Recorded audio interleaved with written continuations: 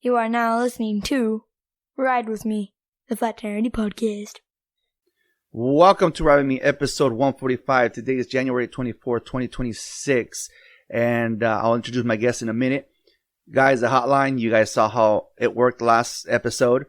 Even though one of them was a spam call, it still works. Give the number a call. You can start 818-806-8595. Give it a call. Leave a voice message. You know, it could be about anything. It could be a question about a previous guest. It could be a question for a future guest. It can be you wanting to be a guest. Just shoot it, and I'll end up plugging in your question on a future podcast episode. Remember to follow me on Instagram, Ride With Me Podcast, TikTok, FTA_podcast, YouTube, FTA_podcast, Rumble, I stopped using it, but same shit. FTA_podcast. Don't forget to follow me on Spotify. And because of Spotify, you can listen on Pandora, Apple Podcasts, Amazon, YouTube. Well, I post on YouTube. And you can rate on Spotify, review, leave a comment. The beautiful thing about the comments now is that people can have a full-on conversation on Spotify now by listening to your podcast. So it's cool. And let's not forget our sponsor, SolarX. Hit the road with peace of mind with SolarX. Whether you ride a car or motorcycle or need an SR22, SolarX can help. They offer fast, friendly, and affordable coverage. Don't let insurance stress slow you down. Call 877-736-4719 and let SolarX help you get back on the road. Again, that's 877-736-4719. And now on to my guest that I've been trying to get on for a while, but the vato had to go get married and slowed everything down. Mario, host of Vive Con Huevos podcast. What's up, my boys? Sorry for the freaking delay. No, man, it happens. It happens. It's happened to me too when we record podcasts. It's inevitable, man. It's inevitable. Something's gonna eventually happen.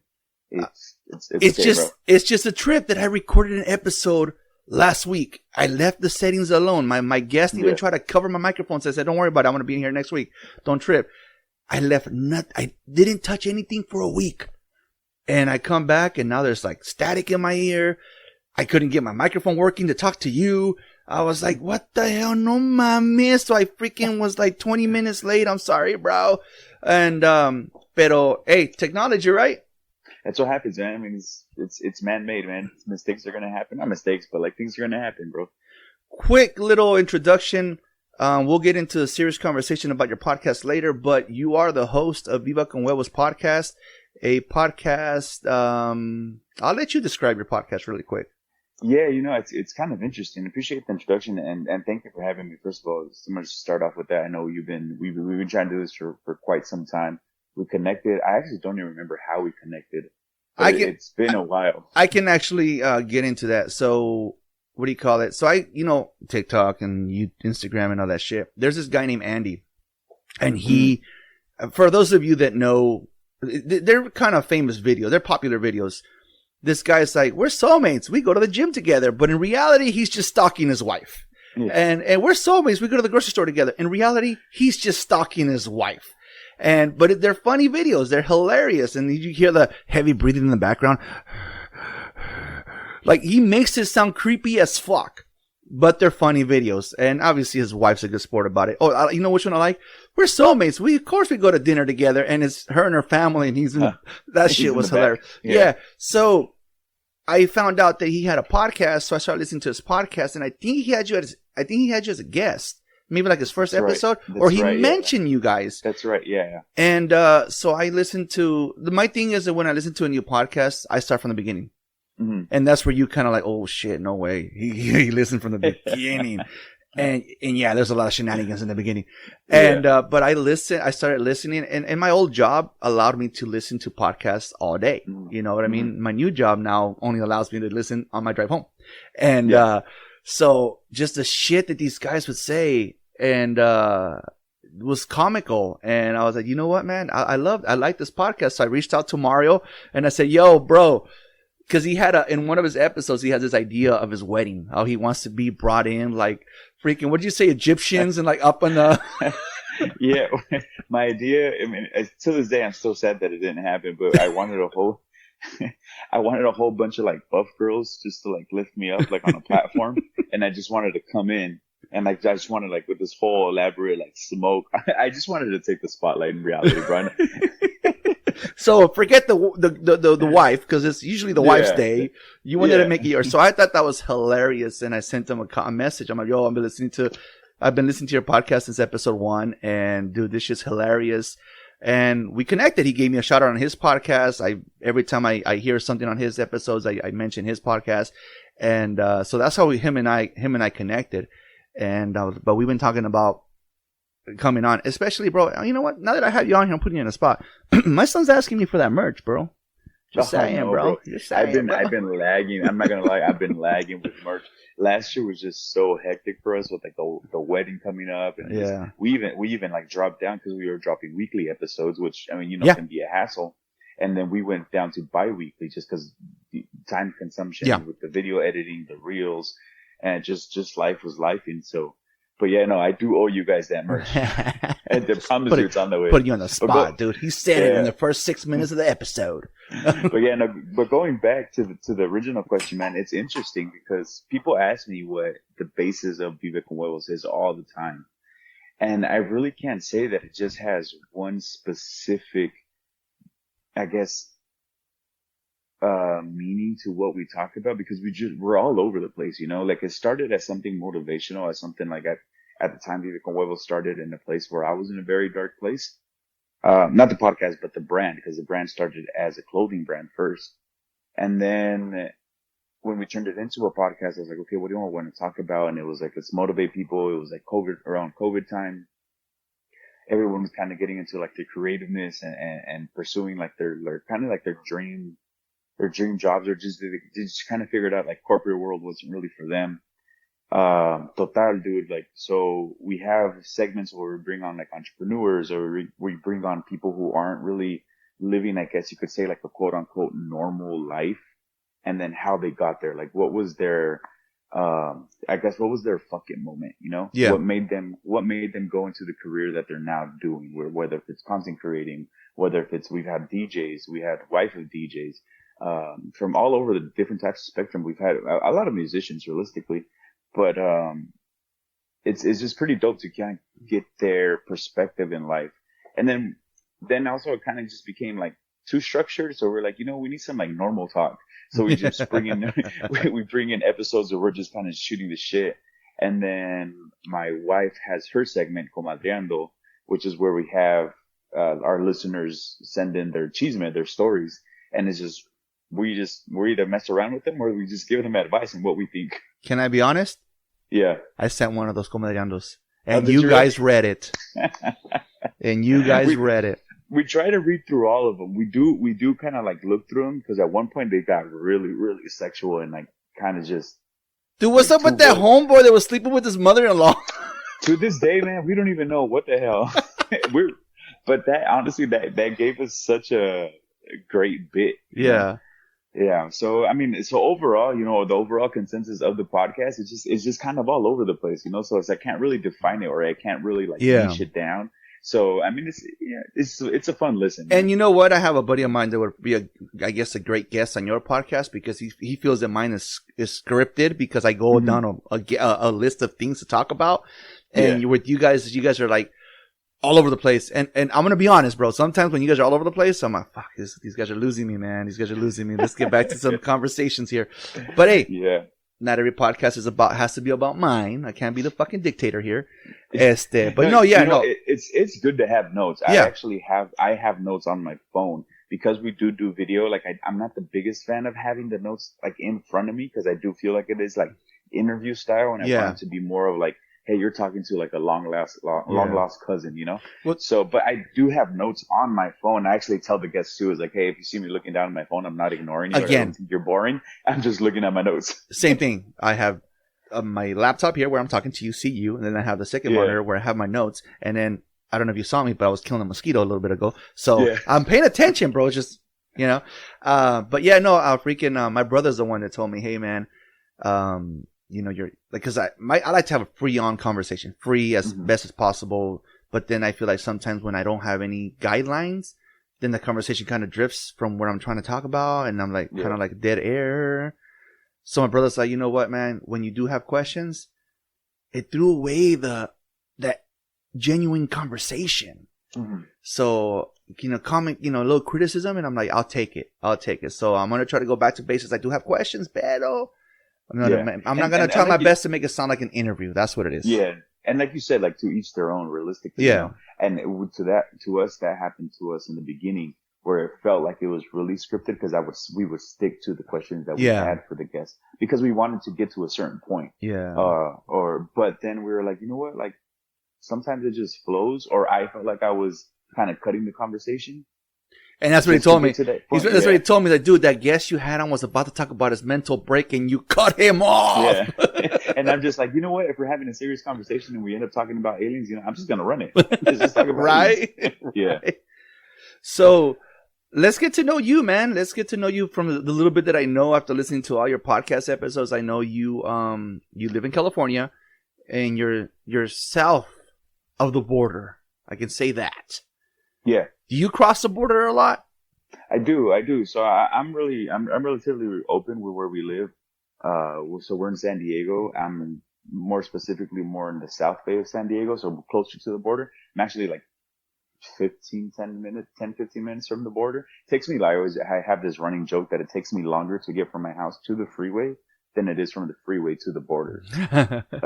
But yeah, no, I mean, it's crazy. We actually just recorded an episode where we talk about the border life and how unique the experience living in San Diego, or a border country, is. And being border babies, you're 16, 17 years old going to Tijuana and you're partying, and when you realistically shouldn't be drinking, your frontal lobe hasn't been probably even like fully developed, and you're just out there. Yeah. Putting ourselves in situations where we probably shouldn't have put ourselves into. And luckily I made it up to my 33 years old. So I'm here now, man. So yeah, born and raised in San Diego. I haven't really left, bro. It's one of those like, why leave? I do want to now. Yeah. But we pay a premium in San Diego for a reason. There you go. There's a wall or a fence or a gate separating the two countries, right? There's just one wall, bro. But I bet you there's a big difference in what the food in San Diego tastes like to compare 15 minutes away. Huge. Right? Huge. You would think that in San Diego, being so close to the border, there's good tacos, but you'd be surprised. Yeah. And I'm not saying San Diego has horrible tacos. It has good tacos, but I think it's just because we're just so privileged to be able to cross the border and have, more authentic food. Yeah. It's just, yeah. No, I'm sorry. Yeah. And la gastronomía in Tijuana, it's been blowing up. Like there's restaurants left and right. And it's just like yeah. My wife's been telling me for a little bit now. She said, we got to go to TJ. I'm like, I don't like going to TJ. She's, we got to go because you haven't experienced their tacos. And I'm like, oh God. And she's right, dude. Cause okay, I 100% believe that they have shit. They put shit in our food here. So I have diverticulitis. And, if I eat meat that sat on the counter for too long, the bat is my best friend. Right. Yeah. And for the first time, we go to Jalisco. For the first time, really going into Mexico. Because I've been to TJ twice. One, we almost couldn't make it back because I didn't have the information that the Inmigrante was asking me for. So they thought my mom was kidnapping me. Two, I went when I was 18 years old, and all I saw was La Revolucion. And I felt like I saw a lady breastfeeding her kid. The kid had to be like 6 years old. So I was like, oh, I don't know. I never want to come here again. And that was interesting. What happened? That's an interesting street. Is it right? That's what I hear. Yeah. And so we go to Jalisco for the first time, and we're 2-3 hour flight, airport, all that. We're hungry. We stopped by this little restaurant. Dude, no joke, bro. This restaurant had no walls. It was just the 4 studs, beams holding it up. No refrigeration. They had this big, massive fan, industrial fan, blowing at the salsas to make sure no flies land on it. Right? Yeah. And we order tacos. We don't eat them right away because we're trying to get to the resort. The guy that's driving us from the airport to the resort says, we'll make a quick stop, but we gotta go. We're on a schedule. Yeah. We get to the resort. We try to check in. It takes a few hours for us to get checked in. In the meantime, we still have this bag of tacos. I told my wife, no way. I'm gonna get fucking done sick. for. I'm gonna get sick. I'm done. I want to eat these tacos only because I'm hungry. But when we're in our room, because I know there's gonna be a bathroom in there. No, bro, we're still waiting. I guess there was a miscommunication with the booking and everything. It's too late for that shit. We're already in Mexico, so you better get us our room. So fuck it, time to eat the tacos, bro. And I eat my share of tacos, thinking that in 20 minutes, I'm going to do, what is it called? The Dumb and Dumber? When he goes into the restroom? Yeah. No, bro. Nada. I ate Mexican food, Mexican meat, everything for a whole week. And not once did I get sick. Not once, bro. I was like, holy shit. And over here, like I said, bro, I can tell when the food was left out too long. The meat, especially That's meat. crazy. Because I will get sick. I will get sick. Yeah, because you're sensitive, yeah. Yep. Not sensitive, but like... No, I'm sensitive, bro. I'm sensitive. It's I never knew my father. Oh, shit. Wrong. Well, shit. Wrong story. Let's later down the road. Later. Hey, but I feel that, dude, because like I have gout runs in my family. I have gout. So I don't know if okay. I have gout. Yeah, and there was a point before the wedding, I would get flare-ups at least once a month. That's and bad, before bro. that, That's bad. And because I'm a huge partier. I love to drink, and beer was my kryptonite, and that elevates your uric acid. And on top of that, we're huge meat eaters. But I just didn't care. I was like, fuck it, what's a gout attack? I just pop some pills, pop some colchicine, naproxen, and I'm good. So I just kind of lived my life like that for the longest time. But whenever we would travel, my wife and I were huge travelers. Whenever we'd travel out of the country, I would never get a gout attack. We went to Europe and we went to Germany. There's like no salads in Germany. It's like all it was just fried food, poultry, and beer. And I had that. We were eating that for like 2 weeks straight. No gout attack, no flare up. Yeah. We walked everywhere. I was fine. As soon as we got back into the States, we went to go eat Korean barbecue. Automatic flare up, bro. Yeah. 100%. I believe it. Like I said, we came back and like, it's totally different, man. Different. You're talking about, I complained about meat sitting on the counter for 30 minutes and that restaurant had no refrigeration. Mm-hmm. So I was like, what the hell? So, hey, man, I don't want to start getting into conspiracy theories, but there's something out there. There's something, man. There's something out there, man. So, living in the border, like living like 15 minutes away, do you see a lot of the people crossing? Like the signs on the freeways where it shows the guy running? You know what? You'd be surprised that I don't. When I was younger, I had a friend that lived in San Isidro, which is like the little city, literally right next to the border. Like his back, you could see TJ from his backyard. He would, because he was like right there. But because I think we're just so far from the actual wall itself, we don't really see it. We actually, like, there's a little, like an off-road trail that leads up to the wall. It's actually pretty crazy. Remind me to send you a video. I know you don't do video, but I'll show it to you. But you like run up to the wall and you can just see TJ, and it's just like the poles. And we went with my boys, Can-Am, like the little, the off-road vehicles. Yeah. And we were just going up the mountains, and you could see that day we did see a bunch of people crossing. Yeah. But it's weird. You're either like super involved and you can see it, or you just kind of don't really. Yeah. I mean, they know their times too when they're crossing the border. Yeah. No, my grandma lived in a certain part of Texas, right next to Juarez. Mm-hmm. And when you go out into her block, you look towards Mexico and you see the big old wall. Mm-hmm. They said that my brother would tell me that back in the day you would see people running through the street. Like they would jump that wall, run to the street, and like, hey, you guys got water? You guys got water? And that my grandpa would give them water. But my brother, hey, get out of here, man! Go find someone else. No, I'm his way. That does remind me though, a long time ago, because my dad has a carpet cleaning business.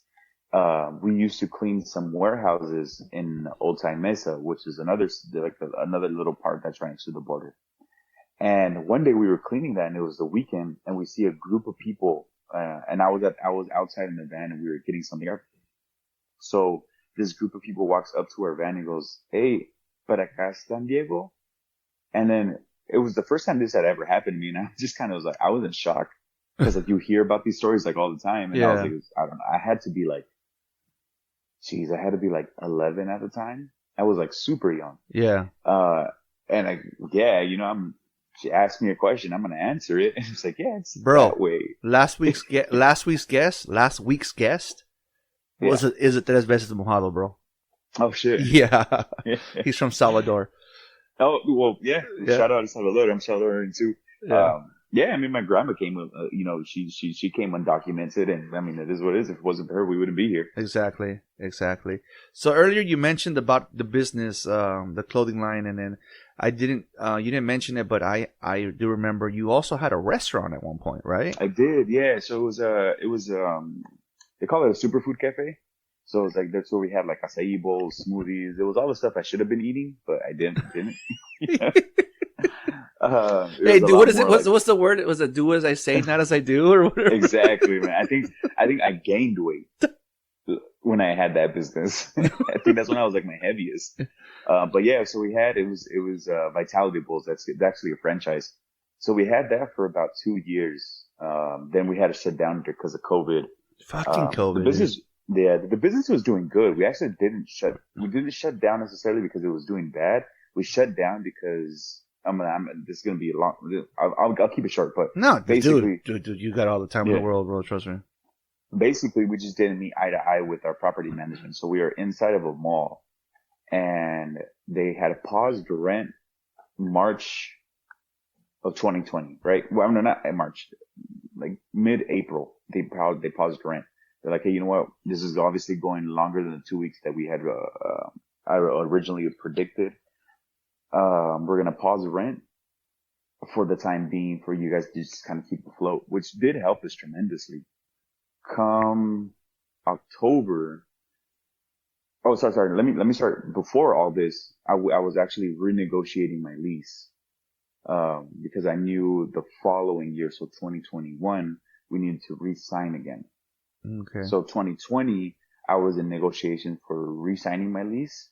So I was like, hey, you know what? Like, we need to take a look at the price, because we were paying for like maybe like 1,000 square feet. We were paying like $6,000. So but now fast forward, COVID hits, they pause the rent. September rolls around, and then they're renegotiating everybody's leases, and we're like, hey, you know what? We need a break. Like, we're down to re-sign for 5 years, but I need you to put in my contract that I need to pay at least half of that, or I need a break, or I need some sort of discount for at least a year to get back on my feet. Yeah. Then after that, we can pay what it is, or tax on another year so you can kind of get that money back, right? So we were just back and forth. It got really ugly. Lawyers got involved. Oh, shit. Then eventually they're like, okay, we'll give you what you want. We'll give you the discount. We'll give you the break, but you need to pay all of your rent from April until September in full. And I was like, hell no, I'm not going to give you for what? You know, I'm not just dumping money at you at that point. Then why are you taxing on that extra year? It got bad. And I was like, no. And then at one point I was talking to my wife, and I was like, well, should we do it? And then the final offer came through our lawyers, and they're like, you know what? They added an extra addendum saying that once we re-signed the lease, in the new lease, they're putting something saying that if someone wants to come in during the time frame when we have the discount and pay the full price, they can kick us out in a 30-day notice. Damn. And I was like, oh, hell no. Yeah. So that same day, called up another lawyer, shut everything down, and that was the end of that. Right. That, you know what's, it's sad that there's, I don't know if you know Santa Clarita, Magic Mountain? Yeah. Okay. There's a restaurant, there was a restaurant there that we're talking 1800s, bro. We're talking 1800s. We're talking presidents from back in the day ate at this restaurant. And after, I think it was like 140 years, I think it was like 140 years. They shut it down, bro. They shut it down because of a lease issue. And no mames, 140 years, and you got these new owners valen. Oh yeah. No tienen huevos, bro. Yeah. So it was an interesting. Those guys don't live with eggs. No, not at all. So yeah, we were like, no, it just doesn't make sense. Like, it was just getting way too nasty. And I was like, I don't even want to deal with it at this point. And plus, like, rent was just getting expensive. I mean, now who knows what the hell, what would have happened with all these tariffs going on, man? Acai, all the fruits, hell no. All the smoothies would have been super overpriced. I mean, like they say, man, everything happens for a reason, bro. Yeah. Everything happens for a reason. But you keep mentioning this wife, bro. What's going on with this wife? Yeah, man. So Bao and I, we've been together 8 years now. Just got married last year. We got married in Oaxaca, the last September. I know it's too far. I couldn't make it, bro. Sorry. Yeah. Sorry, man. I'm sorry. Oh, wait. I didn't get the invite. I'm sorry, man. I got lost in the mail. Gotcha. Like the merch? Oh. Yeah. I promise you, that one for sure is coming, bro. I heard stickers. I heard a hat. I heard a shirt. No, mames. No, yeah, no. Honestly, dude, like, I had my wife on my podcast, episode 10, and she said one and done. One and done. The fact that you even gave your wife her own segment on the podcast is awesome, dude. I cannot get my wife on here anymore. She said, nope, one and done. It's funny because we needed like a woman's perspective. Yeah. Like just a woman dynamic, right? So she's like, all right, let me try it. And then it was supposed to be a one and done type deal. Yeah. And then after the first one, she's like, I kind of like this. And after the second one, she was like, okay, maybe I'll come on as as a guest once a month. But then we ended up curating the Comadreando segment. Yeah. And people ate that segment up. It's like it's like a cat, bro. Once you feed them, they never leave, bro. Yeah. Yeah. And then we actually stopped Comadreando for quite some time. To this day, that's when I stopped listening. Yeah, that's when most people stop listening. It's okay. I don't blame you. That's when I stopped caring too. This guy. Crazy. So we brought the Comadreando segment, and it just kind of became her personality. On the podcast. And she hasn't stopped since. I mean, I give her props to this day. I mean, every single time that we record, I thank her. I thank our co-host. Yeah. Because being on the podcast can be daunting and can be taxing. Especially when you're recording weekly. Now we bulk record, which makes it a lot easier on us. Right. But yeah, for quite some time, I was like, are you sure you want to do this? Like, it's going to be taxing, not just on you, but on our relationship as well. This was supposed to be my thing. Yeah. I actually, I like the fact that I wanted her on. Yeah. There was a lot of conversations, a lot of back and forth between like whether or not we wanted to become, co-hosts, because it does it becomes taxing on the relationship. Yeah. Because at one point you're not, everything just gets entangled. Your relationship just kind of becomes your project, which is something sometimes you don't want to do, but it's inevitable when you're doing something creative like this. So how'd you guys meet? We met through her best friend, actually. So Paulina went to go study in SFU, to SFU. And then when she came, but she was born and raised in San Diego. Okay. And her friend group just happened to be my old friend group from when I was someone in her friend group was someone that Jesus, our other co-host. I went to middle school with him. The guy that quit? Yeah. We don't talk about him, bro. our quitter co-host. So I don't like the spotlight. No mames. No, I'm playing. Sorry, Jeeves, if you listen to this. I'm just joking, bro. I love you, bro. Hey, man, that one time you ran over something with your car, that was crazy, bro. See, I listened. Dog. Was it a dog? Oh, shit. You ran over a dog. Oh, shit. Hey, it was an illegal dog. Yeah. No, doesn't make it okay. Shit. It wasn't Rosarito, so it was a stray dog. So maybe it kamikazed his car, man. So I heard, I was like, holy shit, it devoured his car. Anyway, sorry, back to Pal. Sorry, bro. So Jesus and I, we went to middle school together. We lost contact in high school, and then because we went to separate high schools. After high school, before Vitality Bowls. Sorry for all the coffee. No worries, dude. I'm doing the same thing, but the beautiful thing is I can turn off my microphone. That's true. Then you know what? I forgot my water upstairs too. It's like I brought it I put it on the counter, like where my stairs are. And I was like, I went back to my sweater. Yeah. And then I left it up there. But anyways, so then Jesus had the friend group with Paulina in high school. Then Jesus and I reconnected when she had left to San Francisco. And then when she came back, well, she started hanging out with her friend group. And then her best friend at the time we used to call them like banda nights.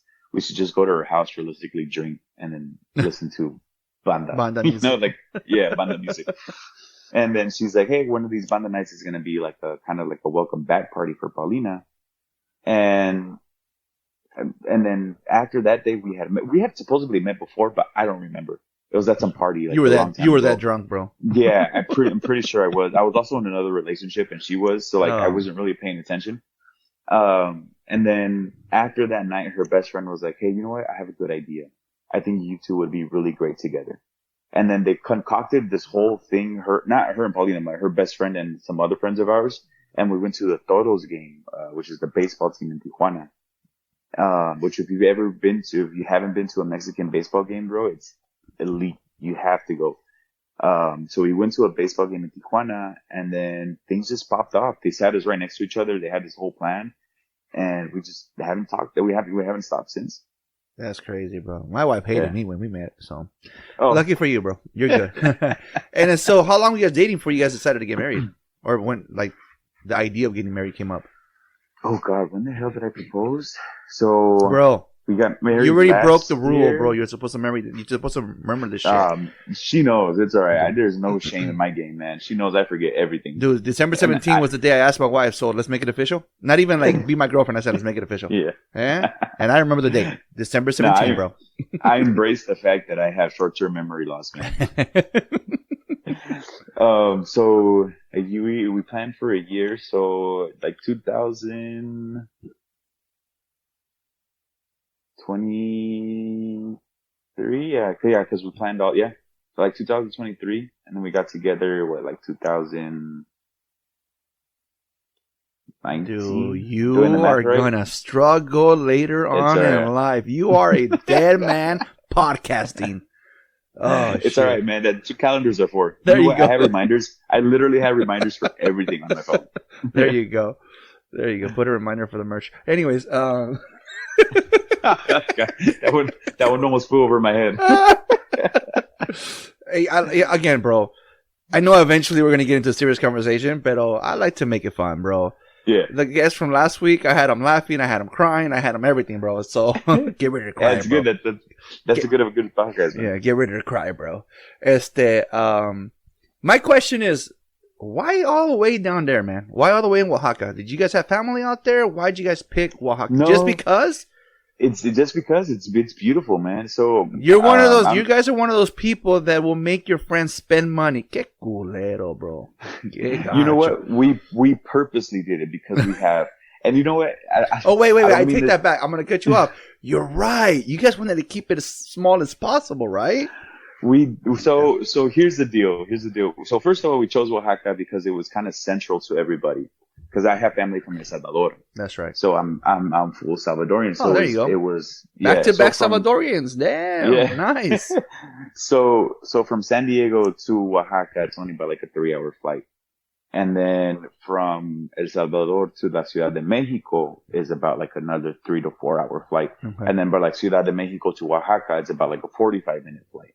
So it was just kind of just centrally just positioned in a way where it was like no one's gonna be like I'm traveling farther than you. This, that, or the other. And then you know what, bro? You plan weddings like that? How I plan my golfing trips, bro. We're gonna meet in the middle. Yeah. You know, I just didn't want to hear it. I wanted this wedding to go so smoothly that it was like, of course, there was gonna be hiccups down the road, but I just didn't want to. I didn't want to deal with like anybody or like my family being like, oh, you like them more. Or it was a lot more convenient for them. I was like, nah. At least this is not gonna be something I'm gonna be hearing from our families. There you go. Yeah. Las tías especially, you know. Yeah, so originally Paulina wanted to get married in Guanajuato, in San Miguel de Allende. But then when we got quoted for the venues and just the whole ordeal itself in San Miguel de Allende, it was like, oh God, we would have been dropping like maybe like 80K, 90K on the wedding, which is something that like, nah. I want to add you guys' wedding photos and your guys' wedding proposal, like the proposal photos and everything. Yeah. Camera guy, spot on, bro. Oh, dude, he nailed spot it. on, He nailed bro. it. Yeah. He sent us back all our pictures. We have like we still haven't gone to them. There's like 1,000 pictures. Like that, no Yeah. joke. Like I think there's like 1,000 pictures. They did an amazing job. Our coordinators were amazing. Pero total, then the San Miguel de Allende idea kind of just went down the drain. We were scouting other places. And at the time, Pao wanted to go to Oaxaca for Dia de los Muertos. And I had never gone to Mexico for Dia de los Muertos. So I was like, fuck it, let's go. I fell in love with the Catedral in Oaxaca. Like that cathedral is beautiful. Like it didn't need any decoration. It was just straight up gold inside. Like it was beautiful. And we're like, this is it. This is where we're getting married. Yeah. And we ended up talking to some coordinators. We finally chose one. And then what they quoted us was like within our budget. And then what they quoted us for was a 3-day shebang. Yeah. So we were like, fuck it, let's just do it here. And then that's how we ended up in Oaxaca. Being the fact that you were so far, like the wedding was so far away. Yeah. Who helped plan the wedding? Like who helped? Like did you have anybody in Mexico helping, in Oaxaca helping? Besides our coordinators, no. We put all our faith 100% in the coordinators. Yeah. And man, they were, I mean, of course we did our due diligence. You know, we read reviews. We talked to other people who did their weddings with them. So, but then they were probably like the most there was only one other coordinator that was, like on another tier, but she was a traveling coordinator. She didn't live in Oaxaca. So we wanted a coordinator that lived in the city that we were going to get married. We felt like that was that was crucial. Yeah. And they did an amazing job. I had this ongoing joke for the longest time that like Paulina didn't feel like she lifted a finger throughout the whole process because they just had everything down. Paulina sent them the Pinterest boards, kind of the idea what we wanted. I sent them all my crazy ideas for what I wanted, like including the muscle ladies. Including the muscle lady. Damn. Unfortunately, that was a group vote on a no. But Damn, cool, selfish. But you know what? Our coordinators were so good at their job that they would have made it happen. Yeah. They yeah. So we had a Dr. Simi, and for the longest time we couldn't find a Dr. Simi that could come to the wedding, and they did the impossible. Imagínate, bro, for those Encanto girls fucking carrying you around. Damn. That would have been dope. Imagine I believe I commented on that video, on that post, on that episode, and I think even see, Paulina, even Flat Tire Andy agrees. Yeah. Yeah. I'm like, dude, that's a dope ass idea, bro. Yeah. And then another reason we decided on Oaxaca was because we have such just I mean, I don't mean this to my own horn, and I don't want to say that we're popular, but like we just have such a large friend group.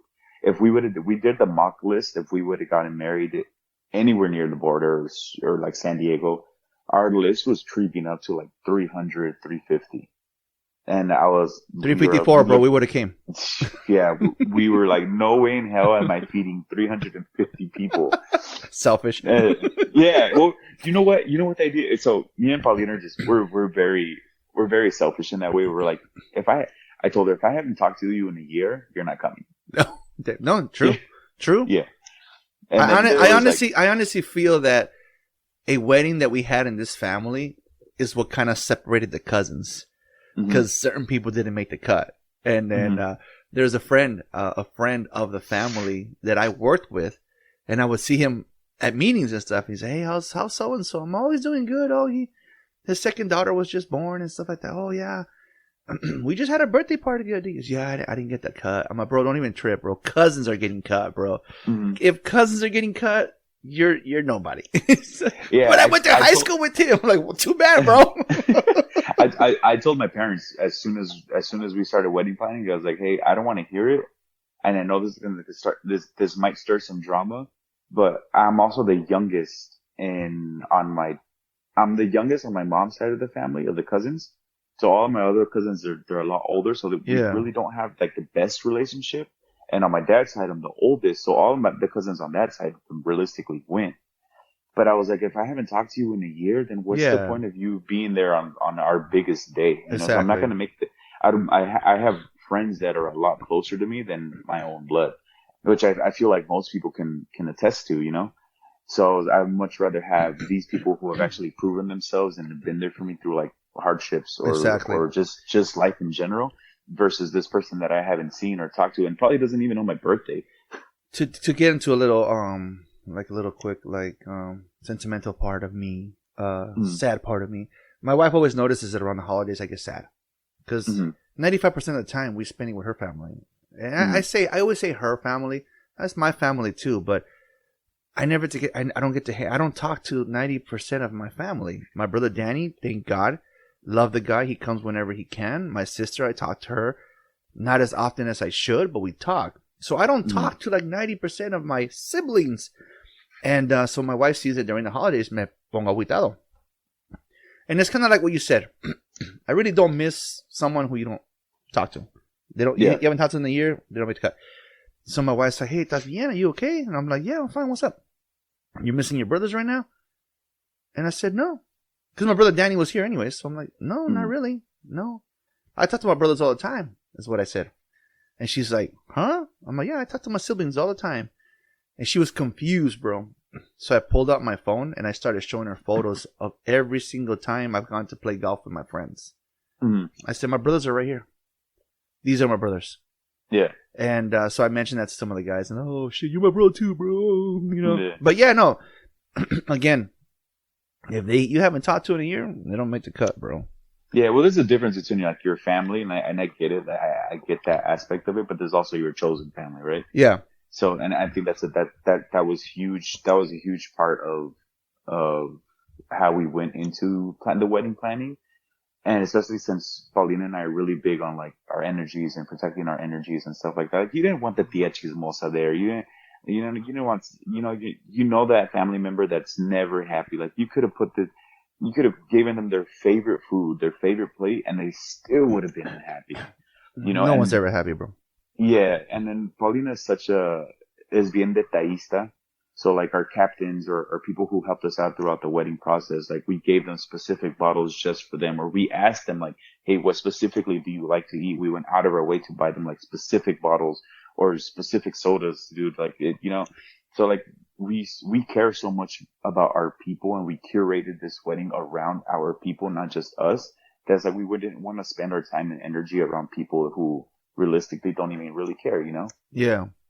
100%, bro. 100%. Yeah. I had people at my wedding. Ours was a little backyard wedding, bro. We didn't go all out like you did, you know what I mean? I didn't have that Vive Con Huevos money, you know what I mean?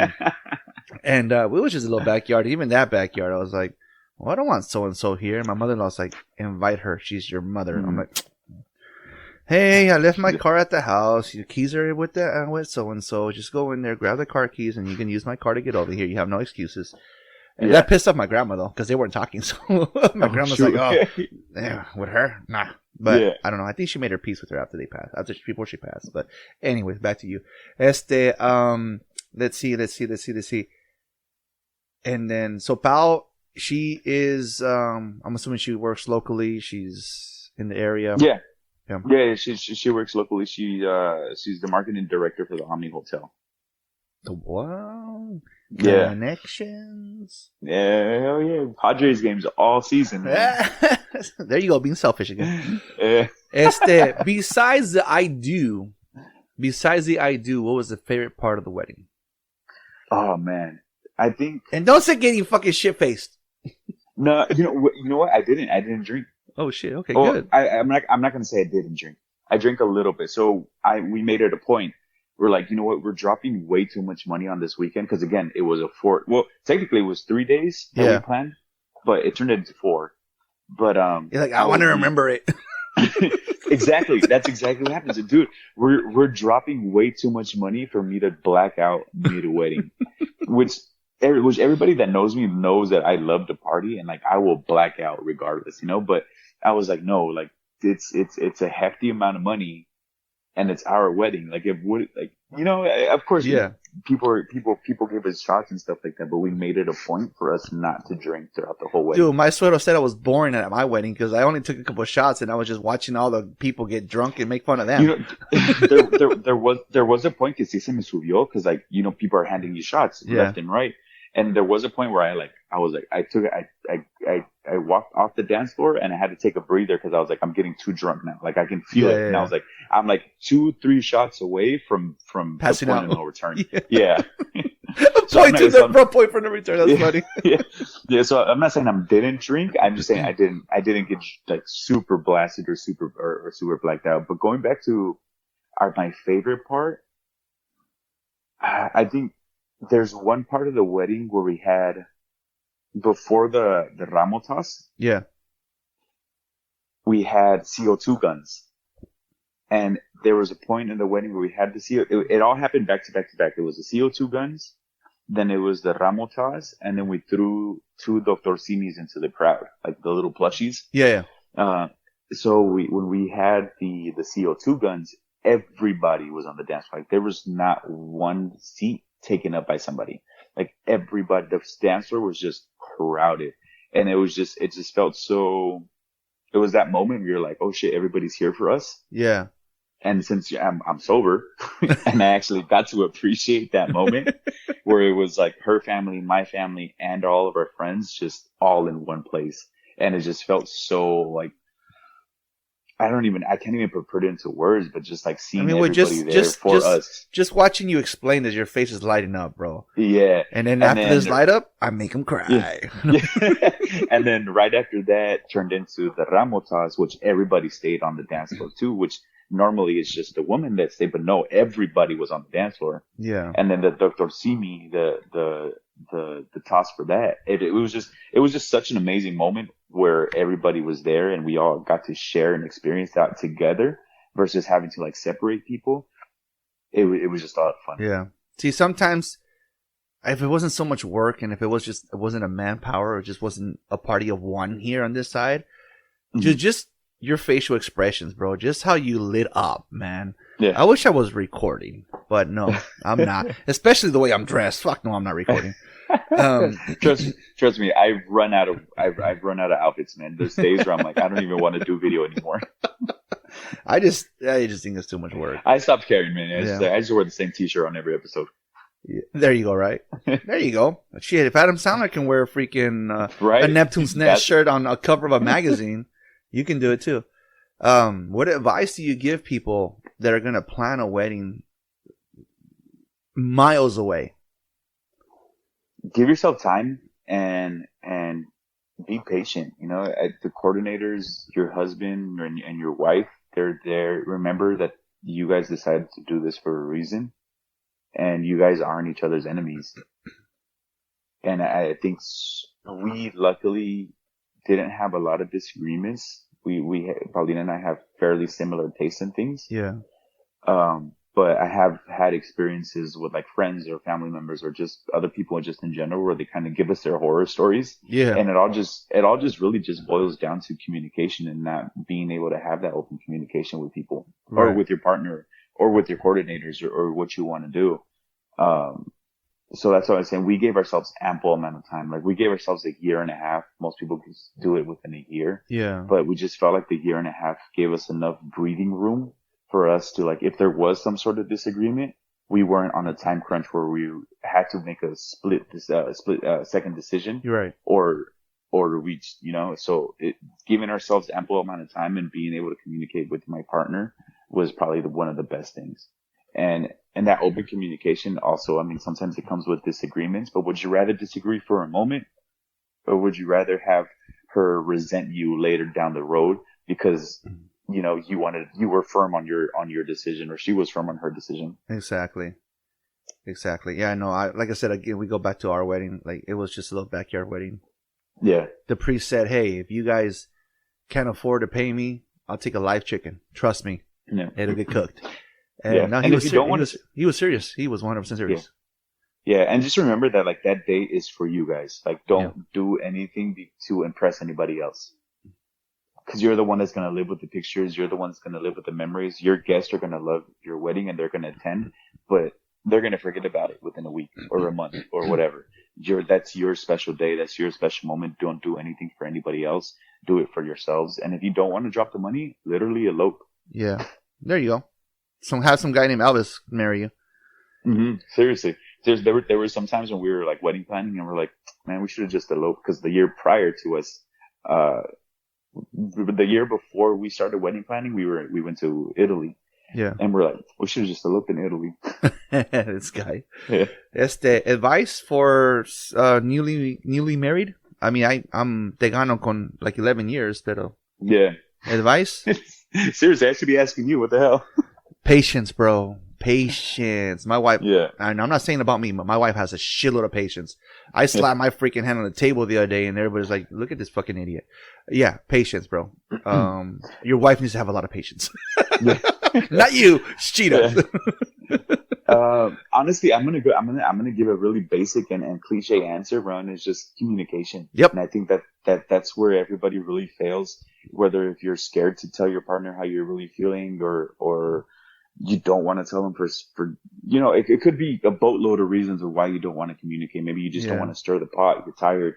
You came home from work. It was a long day. You're aggravated. Lives and that's okay. Yeah. But like I said earlier, it's you and your partner against the world, not the world against you guys.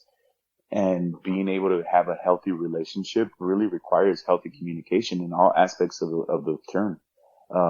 Whether if you know it's going to spark an argument or not, maybe she's going to give you a different perspective than you would have ever thought of, Yeah. And I think that's the beauty of being able to have an open communication relationship where Paulina could see the world a lot differently than I am. And maybe I'm kind of, narrow-minded, or I kind of have that tunnel vision, and she's seeing it from a broader overall perspective. And maybe sometimes what I have to say may cause an argument, but like I said earlier, it's going to cause resentment later down the road if I don't communicate it now. Yeah. And there's going to come a point in your relationship where things are going to boil over, and it's going to be the simplest thing that's going to set you off, and she's not going to understand why. Yeah. Same here. Because your cup has been filled with just other things in life. And, like I said, that simple thing is going to set you off, and she's going to be like, what the fuck? Because you didn't communicate. Yeah. Do you feel she's molded you into a better person? I think she has, realistically. Yeah. Because I used to bottle things up a lot. Of course, coming from traditional Hispanic, Latino, whatever you want to call it, household. Yeah. Which is next. You kind of do have to kind of bottle everything in, because it was like, sentimientos que, like just work through it and stuff like that. And me being the type of person that I am, and I did start a business pretty young, and I was pretty entrepreneur minded from a very young age.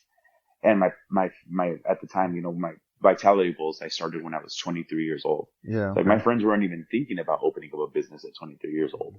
Most people really aren't. Right. So it's like I had a different mindset, and because most people weren't at the level that I was at the time, like who the hell was I going to talk to?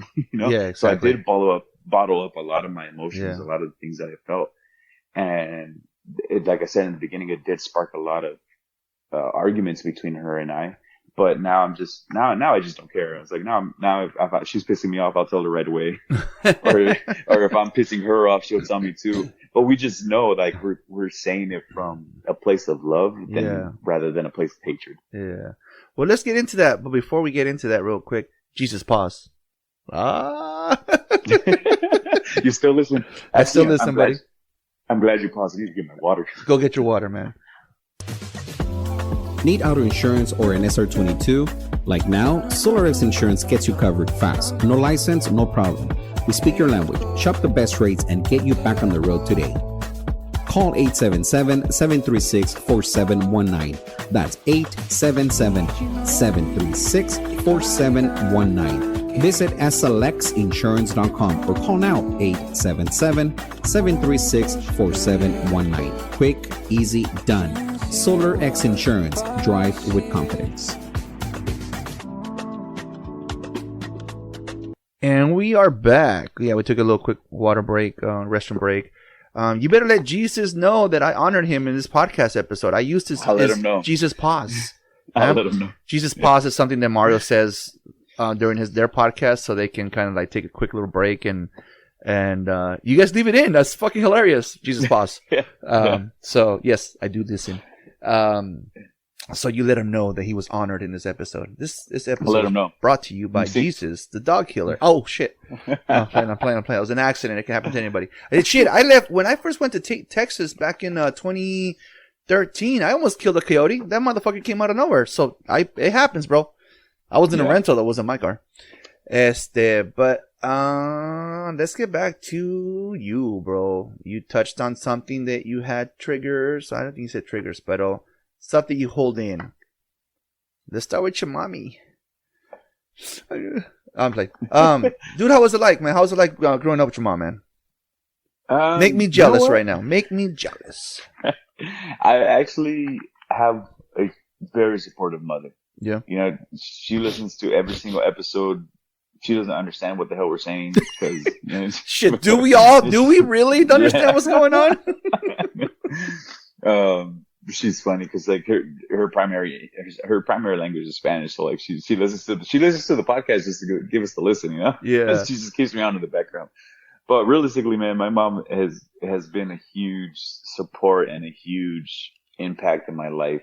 You know, I think like some of us, our moms have been there for the majority of the hardships. You know, that's why I said some of us. He saw my face, that's why. Yeah. And luckily, you know, my mom was a very creative person from the get-go. She's the one that taught me how to like draw. She taught me how to be artistic. I picked up photography and videography because of her. She wasn't into it, but that was kind of like my creative outlet from the things that she taught me. And honestly, like there's things that what my mom is to me that I'll never be able to put into words because she is just such a blessing, you know, specifically coming from such a traditional household where, you know, the machista culture runs so deep. Yeah. Where, you know, your mom is just kind of like that safeguard, that kind of like safety net that like, you know, things are going to be real shitty, but it's that like, she's that light at the end of the tunnel. You keep saying, I don't. Mm-hmm. It's a lot, Mario. You're gonna make me cry instead of me making you cry. It's word bombing. I just say so much. I noticed that when I'm editing, I had to take that out so many times. You know what I noticed that I don't know if I've done it in this episode, but watch when I listen to it later on. I'm like the ums. I don't think I've said it in this episode, but we'll see. So I take it your mom was there for you. I take it you were close to your mom. Oh yeah, 100%. I was lucky enough that for the majority part of my life, my mom was a stay-at-home mom. Yeah. So she worked up until I was, I think, in 3rd, 4th grade. So I don't even know how old you are at that age. I mean, at around that time, but she stopped working around that time and she was a stay-at-home mom. So she was there for everything. 8 maybe? 8 or 9? 8? Yeah. Around anywhere between like 8 to 11 maybe? Yeah. What's your favorite memory of her? I mean, she's still here, right? But what's your favorite memory of like? She is still here, yeah. Yeah, thank God. God, man. There's one specific memory for some reason that I always think of. And I don't know why she bought me a kite at like the 99-cent store. I think she was just trying to figure out something to do with me on like the off time. Yeah. And she ended up buying this kite and neither of us knew how to fly this thing. So we went down the park. Y ahí nos ves a los dos corriendo. Trying to get this thing up in the air because we have no idea how to lift this thing up. That's awesome. So I don't know why whenever someone always asks me about like a favorite memory of my mom, that one is always the first one I think of. Yeah. Why it's so engraved in my head. And maybe there's something deeper that I don't remember. Or maybe I can't remember why. I won't be able to give you a solid answer to why that's the first memory that always triggers whenever someone asks me about my mom is that time when she bought me a kite at the 99 cents. That's awesome, bro. That's a nice memory, bro. You'll always use that one. Yeah. Plus, she's like tattooed. She's tattooed on my arm, so it's like I'm never gonna forget her. There you go. Hey, now do a little. My last guest had his last name is Pinto, so he had a little every one of his family has a little pinto bean tattooed on their arm. Oh, you better get a kite tattooed on your arm. That's funny, man. Well, she has a whole mural Oh shit! All right, yeah. Good for you. Good for you. Is there something that she taught you the most? Like something that a teaching that it comes to mind besides the kite thing, because she didn't teach you shit there. But is there something that she taught you that you live by? To think before I speak. There you go. It took you a while to answer too. It took you a second to answer. Yeah. A good one. Yeah. To think before I speak, because I can be very impulsive. I can be very impulsive, and there was a time in my life where I was very hot-headed. I didn't really get into a lot of fights. I tend to walk away from a lot of things, but that was kind of like my answer to everything. It was like as soon as I would start getting pissed off, I would just walk away, regardless of who I was with or what I was doing, or I would just shut off. So the way that my mom was a very calm person. Like if you see her, she's just super chill. So one of the biggest things that she taught me is to listen carefully and to think before I speak, because you can't go back on what you say. True. So that was probably the biggest thing. And especially in arguments, she would always tell me, it was like, think before you speak, because you don't want to say something that's going to injure them just because it's the heat of the moment. What's the saying to say this? Like bruises heal, words don't. Algo así. Right? Yeah. Yeah. So and I think that was her biggest thing, was like, because she knew that I would get triggered so fast sometimes. And she probably saw the tendency of me wanting to say something, but because I think I grew up with her and I was around her so much that I kind of got the tendency of her thinking before speaking, before it was even a lesson. So I kind of practiced it too throughout my childhood, unintentionally and unknowingly. And then, later on, then she kind of just started telling me, it was like, you need to like think a little bit more before you say something, because you don't want to say something in an argument, specifically in arguments. You know? Exactly. Yeah. And pal, your Comadriano segment sucks. Mm-hmm. Oh, that's doable, bro. You're done. But also, funny enough, because of that, Bao and I would actually have arguments, because I tend to walk away because I need to like just gather myself when I would argue. And Bao is very much I need to talk about this right here, right now. I'm the same type of person. I'm the same way, bro. It caused friction right now it's bugging me. Right now it's bugging me that a friend of mine has ghosted me. Well, a friend, and it's bugging me, bro. And it's like I told one of my buddies tells me, he's like, "Hey, man, you can't force someone to be your friend." Yeah, you're right. 100%. I also can't force Guy to send me merch. But anyways, and but I was like, but I would like to know what I did wrong. At least that. If there's an apology that needs to be given, then there's an apology. If you still want me to go fuck you myself after the apology, then I'll go fuck myself. Yeah. I don't know how that's possible, but I'll go do it. But I get it. You can't force someone to be your friend, but at least give me the common courtesy to let me know what I did wrong. Yeah. So, and that's the same thing with my wife. We argue. Yeah. I want to get it out in the open. No, let's fucking get this over. And no, we were talking on the phone like 2 weeks ago. And then we ended up hanging up on each other, and I text her, it's sad that we can't have a freaking decent conversation without one of us getting upset. And she agreed. Yeah. So that has probably been the biggest thing, and also like sometimes some of the biggest controversies that I've had. Because like I said, a lot of the times I do walk away from an argument because I don't want to say something when I'm pissed off. Yeah. But then in my relationship now, she hated that I would walk away because I needed her to go gather my thoughts. So now there's a fine middle ground with us in my relationship, but that's definitely one of the biggest things is that my mom has taught me was to kind of think about what the hell I'm going to say before you say it. What I started doing, I've said it for years, and I even told a friend of mine recently, I vent on an email thread. Like I vent on an email, right? On a draft. Mm-hmm. I have 14 draft emails that I've never sent, and I've just vented to myself, and I read it over and over and over and added. And it's all me. No ChatGPT, I promise you guys. It's all me. Just getting my words out there. And that's it. Like I always tell my wife when we have a little disagreement, whatever, you know what? I have a list of, of complaints, right? She goes, you never show me this list. I'm like, I have it. I have it. And she just won't give it to her. Because like you said, I'm going to regret it. I'm going to regret telling her something. I rather just, okay, I don't like the way your feet smell. You know what I mean? Oh, really? Come on. That's it. just start nitpicking. My wife feet do not stink. That's just an example that I had just real quick off the top of my head. Yeah, no.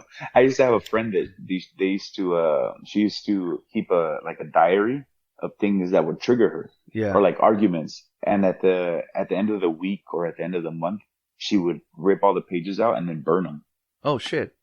Yeah. That's crazy. That was kind of her like way of like letting go of like the past. Because it was like her and she was like, this was me mad at the moment, not me mad. Like, not.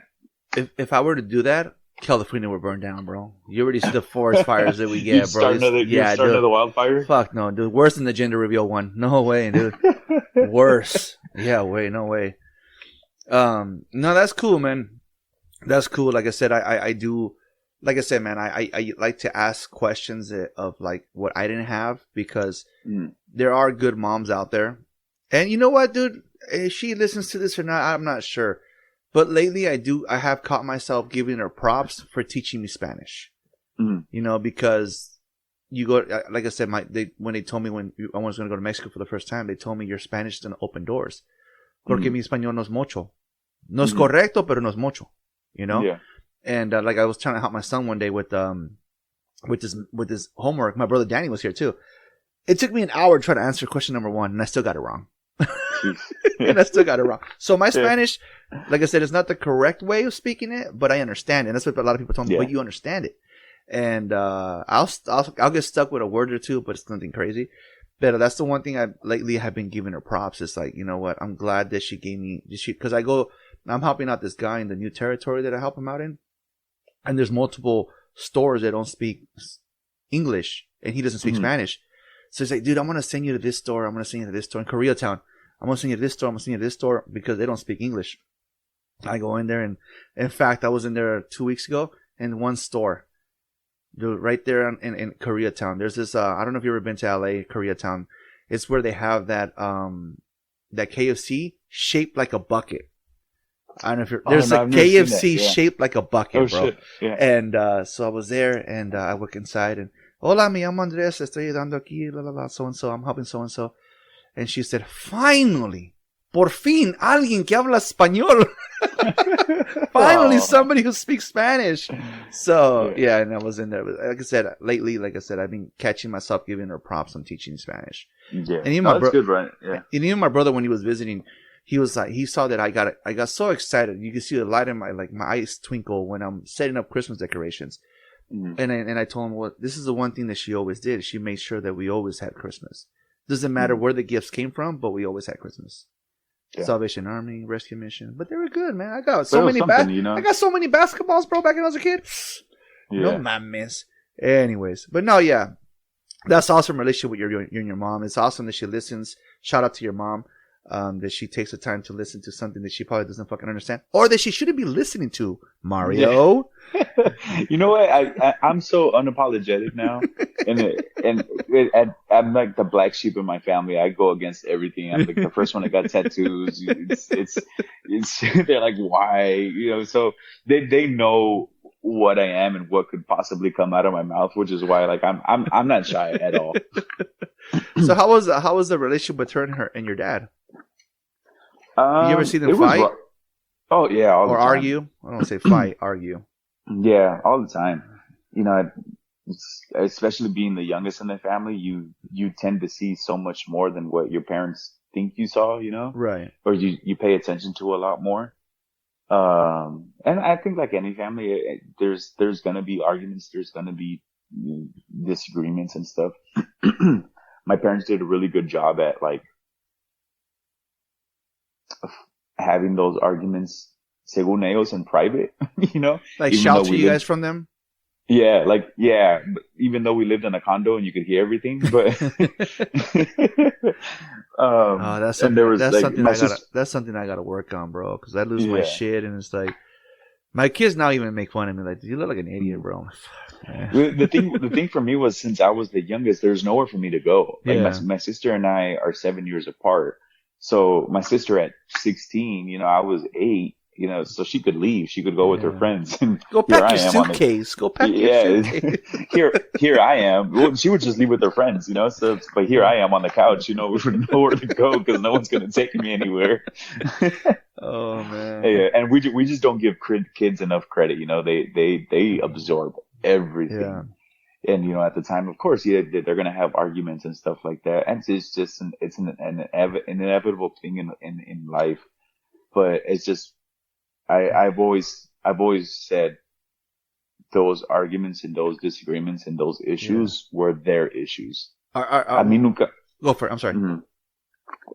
A mí nunca me faltó nada. Nunca me faltó comida. Nunca me faltó ropa. Whatever I wanted, I knew I could have. Yeah. So like realistically, they weren't bad parents. They just had bad moments. Our last stupid little disagreement was about what's more painful, giving birth or a man having kidney stones? Okay? Stupid. And like I said, my son was like, the fuck, you slapped the table for that shit? What do you feel was That's why you got to think before you respond. Thank you. I got to learn this from you. I got to write this shit down. So what do you think is the stupidest argument they had? Thinking back, what is really they're arguing about this shit? Or they were all serious? There was one time we had just moved into the house that they actually currently live. This is years ago because they moved into the house when I was in 4th grade. And my mom and I were at home and my mom was like watering the plants. I don't know what the hell I was doing outside. My dad came home from work. He was probably overstimulated. We have blue collar jobs. So he was probably overstimulated just over the day. It was a hot day, and my mom wets him with the water hose. My dad got pissed. Oh, no. Why would she do that? I don't know. I think she just wanted to be funny. Yeah. My mom came from like a playful place and my dad was probably over his day. It was like super late because I do. And she just kind of wet him with the water hose and my dad just got pissed, threw his bag on the floor and just went inside. That was probably the one where I was like, really, bro? It's water. You know what, dude? I think sometimes we like us, the boys, myself. Sometimes my wife's just such in a chipper mood, bro. And we're like, just like, of the day. And I can get home from work tired and everything. She's in a chipper mood and we just kill her buzz, bro. Like, it always happens when it's like it always happens when it's like a long day for you. Yeah. I've noticed that. Yeah. I've noticed that when I'm just over the day. I'm over talking to clients. I've had an overstimulating day. It's hot, and she's home, and she's in such a great mood, and I'm just pissed. We just kill her buzz. Like, it's crazy. Yeah. Oh, man. But then, how was it for you and your dad, bro? How was it growing up with your dad? Again, I went to go get the milk, never came back. Yeah. Went to go get a carton of cigarettes. ¿Verdad? It was very, very traditional. You could say it was. For some people, they could relate where it was just a very machista. It was just a very machista culture. It was, my dad was just very much this is my house and we have to do what I say because it's my house. And right. There's no other alternative. There's no other route that you could take. And we would butt heads consistently because I was just such a free person that didn't really care about anything. And like, I would challenge him, Yeah. He's like, well, no, why do you see the world this way? Like, what about this? And I would challenge my dad so much. I'm surprised he didn't smack the fuck out of me more than he did. I mean, and to this day, because we work together, to this day, like I still challenge him, like there's certain, like he has certain triggers, like he gets a road rage, like super crazy. I'm like, really? Was that really worth you getting aggravated right now? Now you're becoming the dad, huh? Yeah, no, I'm dadding my dad. Yeah. You're dadding your dad. Oh shit, that's a good podcast episode title. Daddying my dad. That's funny. Yeah. Or like sometimes we'll talk to clients and he's pissed because, I don't know, I'll give you a lame example of this. So like we'll go into a house and we're trying to upsell something and they don't want to get it. And like we're in a fancy area in San Diego and they're like, but they have the money. why don't they want to spend it? And I was like, well, that's how they got to where they are, because the rich stay rich by acting poor, Dad. Right? So it's like, it's just funny. So, but it was rough, at some points, specifically when my parents would argue, because I'm a huge mama's boy, so I'm always going to protect my mom. My mom's never wrong. Even when my mom's wrong, she's not wrong. Is that the episode of Malcolm in the Middle where when the lady she cuts that person off and gets pulled over, gets a ticket, and she completely, nope, it wasn't me, I didn't do it, blah blah, and then they finally find the footage that she was in the wrong, and they're so afraid to go show her that she was wrong. Yeah. That's your mama. That's exactly how it is. And my mom can be a very fiery person too. But total, so yeah, I mean, we had disagreements in the house. It was just one of those things where we would just butt heads consistently, Yeah. Maybe it was like a power struggle, whatever it was. And then we worked together too. So it was just, you can't get a break from him. there was no separation, like, how do I complain to my boss when he's sleeping with HR? It just doesn't, it sucks. That's a good one. That's a great one, man. How do you fucking complain to HR, dude? Oh shit! I lost my train of thought, dude. That shit was funny, bro. So yeah, it was very interesting, the dynamic or what you let slide because it is what it is, or that's just kind of what you grew up seeing, But now that we're giving him pushback and on certain things, or trying to get him to see life from a different light, it's just funny seeing him trying to navigate life. It's like he's our toddler. Earlier you said he smacked you like, did he ever hit you with the belt? Did he ever like whoop your candy ass? Yeah, it's funny. We just had an episode come out about like gentle parenting and hybrid parenting, because I saw this video of a lady where her son was being bad at school, and instead of disciplining him like by hitting him or like gentle parenting and telling him why just gentle parenting, right? She made him do wall squats. What the hell? And, yeah, bro. Yeah. She made him do wall squats, and she's like, "This is gonna happen to you every single time you're bad." Like, what was it? The Ninja Turtles 2, where Splinter makes him on like off the wall and shit, like making flips and shit. Así mero. But yeah, no, I mean, hell yeah. My dad came from a very, very Latino man culture where he probably got his ass beat probably harder than what he beat me, So that passing those traumas along. And that's why we're considered the gentle parents. I mean, I spanked my kids, I think, up until I felt like they were too old to get spanked. Yeah. And like, I remember one time, and I've said it before, I worked, because I'm a vendor. So I'm a vendor. So I was lucky enough to have a territory that my house was in the middle. Oh, okay. And I told my kid one day, if I ever come here, like during my work hours, it's gonna be a nice one, cabron. And I always use my hand. I've never used a belt.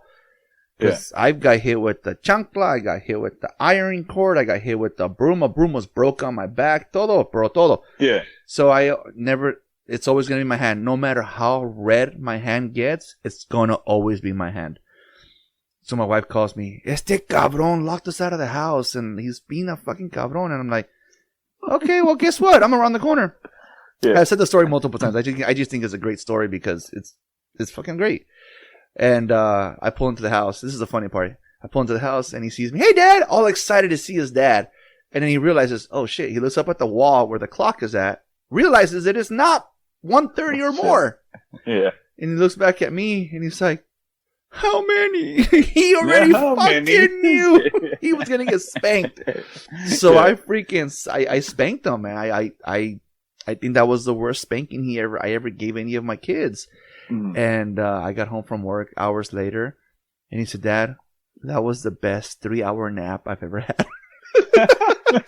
It's always the best nap after an ass whooping. Huh? You know what they say? You know how they say, "Vas a dormir calientito"? He slept nice and warm that day. They wake you up just in time for dinner, and you're like, all right, I guess I'll go. And I think that's why I like sharing that story, because even though I spanked him, even though it was hard where my hand was hurting, bro, and I got home and he was like, Dad, that was the best 3-hour nap I've ever had. Like, what the fuck? So listen, that's one thing I got to give my dad props to, is that, I would get my ass beat, but then he would mansplain why he beat my ass. He's like, he's pissed, and for him there was no other outlet but to hit me. Now, go for it. But then I think he would like kind of react later, and he would tell me, he's like, you know what? I just realized I didn't tell you why I hit you. Yeah. He wouldn't tell me that, but he would tell me, he was like, hey, you know what? He sat me down. This is what I think you did bad. Yeah. And this is why you got your ass beat. Don't do it again. But then, as a kid, you wouldn't listen. You were pissed. You were ready to call CPS. Right. Yeah. I told him, go ahead, call CPS, bro. Yeah. You guys end up back with your moms or a CPS or a foster home. Yeah. And, no, now that they're older, I think, like I said, that was the last time I spanked them. We're talking, this has had to have been like 4 years ago, maybe. Mm-hmm. Now I have the universal sign of the rock, like just bring it. That means give me your phone. Give me your phone. That's like means. The worst right now. Give me your phone. Yes. And the word disappointed, that apparently that does hurt. Like the kids do use, like, hey man, I'm so freaking disappointed in you right now. It does hurt. So, but I think the majority of us got our asses beat. I think that's all something that we can all trauma relate with. My wife would call me, they need a spanking when you get home. Okay. All right, no problem. I get home. Well, they were good the rest of the day. Blah, blah, blah. So now we have conversations of how she feels like they don't respect her. I'm like, because every time that you would tell me to come home and beat the shit out of them, I get home ready for freaking ass whooping. My hand was ready to go. I'm mentally prepared for this ass whooping. Well, they were good the rest of the day. No mames. So I'm like, so now when they talk to you like that, you whoop them. And no, she did kind of like freaking. When she does raise her hand at one of them, it's like they're like, oh shit, okay, she's pissed now. Because again, my wife is like your mom, very calm, very collective, but the moment she's pissed, valió madre. Well, you know what? I think that was the funny dynamic in our house too, and I think most people can relate to that. Is like, as soon as we saw that my mom was pissed, we're like, oh shit, we did it. We really fucked up now. Because when my dad would get mad, it was like, this man was mad at everything, like the wind would blow a certain direction that he didn't like, and he was pissed, So I think just so many things triggered my dad's anger, I guess, in a way, that you just kind of became immune to him being pissed. You're like, oh, he's pissed again. No, my kids are the same way. Oh, yeah, Dad's mad again. So when my mom was mad, that's when my sister and I were like, oh damn, we really messed up. Like, we got to send an apology letter. We got to make a video. We got to do something for this lady, because we really screwed up big time. So you said, again, growing up in that typical Hispanic culture, obviously I didn't see it. You saw it from your mom. I didn't see it from anybody. What about your dad? Did your dad show love to his kids? He showed love in the way that, and this actually took me a really long time to comprehend. He showed me love in the way that he knew how to show love. And by what I mean by that is that I had to understand the way my dad grew up for me to understand that's the way he loves. So I'm going to give a little bit of background on him. My grandma immigrated to the U.S. when my dad was 11, maybe. Super young. My dad's the oldest of his family. So he had to take care of his younger siblings in El Salvador in a time where there was like civil war. Times were tough. So he had a pretty rough upbringing. So the way my dad showed love was by providing, because that's the way he had to raise his siblings. That's how I feel. That's what I feel like. Hey, you have a roof over your head. You have a freaking brand new headset. that's the way I show you guys I love you guys. Yeah, but I mean, it took me. What I mean, I don't think I came to this realization until like I was in my late 20s. Yeah, I think I began to realize it in my early 20s, but I didn't want to accept it. To me, it was kind of like that episode in Fresh Prince. Like, why doesn't he love me, man? Yeah. Oh shit. because he wasn't loving me in the way that you wanted to be loved. Yeah. Yeah. My mom gave me all the love. She gave me the physical love, the emotional love, versus my dad gave me like the tangible love. Like you said, the roof over your head, the clothes, the food. Yeah. Like I said, nunca me faltó nada. I was also very privileged. My dad started a business when he was super young, so that gave him the opportunity to give me a lot of things that he didn't have. So he worked really hard to provide for us, and I will always thank him for that. Yeah. Regardless of what could have happened in our household, regardless of his relationship with my mom. And then I finally came to the comprehension that he loved me. I just didn't understand how. Right. And to this day, sometimes it is a little like, well, bro, I don't want you to love me this way. I just need you to understand me, Yeah. But then I also need to understand him. And the fact that, like, he gave me a car, he gave me food. You say, like I said, he helped me open up my first business. He's showed love and appreciation because he also listens to Vive Con Huevos. He listens to the podcast. When I started the merch brand, he gave me like $1,000 to because he didn't want me to take out a loan. He was like, here, just use this and then you pay me back. So that way you don't have to pay interest. Exactly. So he gave me a lot of things in the way that he knew how to show love. So it was,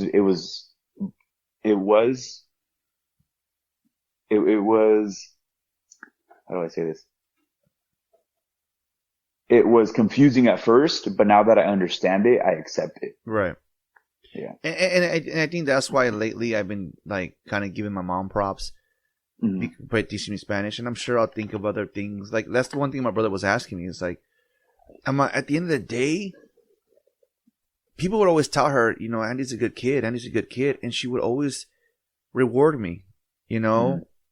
She, PlayStation 2 came out. She bought me PlayStation 2. She bought me the Nintendo 64. Like she always made sure that she really did take care of us, but maybe that's not how I wanted to be taken care of.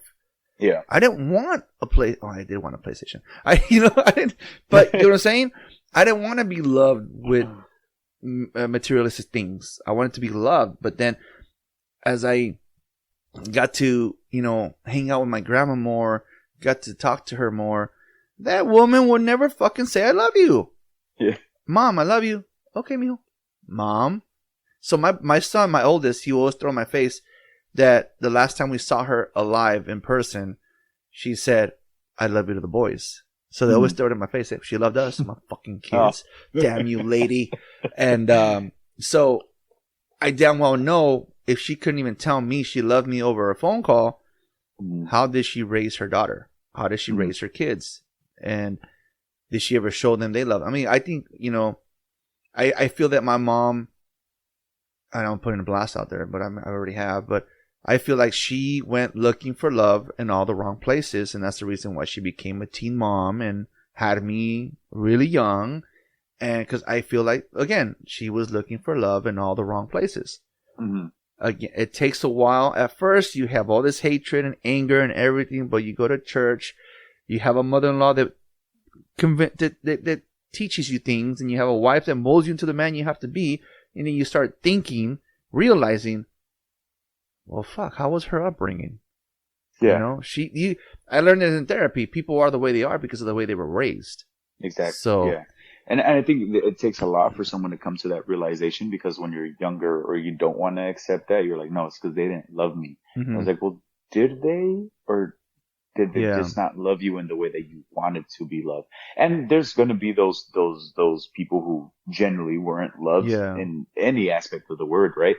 But there's also, like you said, like I had to understand the way that my dad grew up and how he had to show love. And he wasn't probably showing love either, he was an 11-year-old adult. Right. So who told him I love you? You know, who gave him a hug? Who acknowledged his hard work? Because I think to this day, I think his biggest, it's not a regret, but I guess his biggest remorse with his mom was that they never acknowledged the fact that, and his family, is that they never acknowledged the fact that he basically raised them, you know, or like maybe the sacrifices that he had to make at a very young age for them, you know? Right. And you know, there's going to be things where, as my parents or my parents' generation, maybe they'll never accept or realize, but I think it's on us and it's our duty to kind of understand them. Yeah. 100%. Now, does that give them a pass to be, you know, assholes or controlling or negative or a negative or a dark cloud over your life? No, I think you have control over who you let in and how much control they possess over your emotions, but also kind of give them a little break and be like, hey, you know what? Did they have a rough upbringing? Did I have a rough upbringing? Regardless of the fact that maybe if we got beat or if we got, you know, emotionally, abused or whatever it is, but te faltó algo, you know? Yeah. And that's one thing that I realized with this podcast is that I realized after hearing stories, and I mean, there's 145 different stories, and I realized, shit, there's some people out there that have it worse. And really, 100%. And I'm not bragging, I'm sorry if I come off or arrogant, no. I just realized, this is helping me realize, I just have mommy issues. Some people have it worse.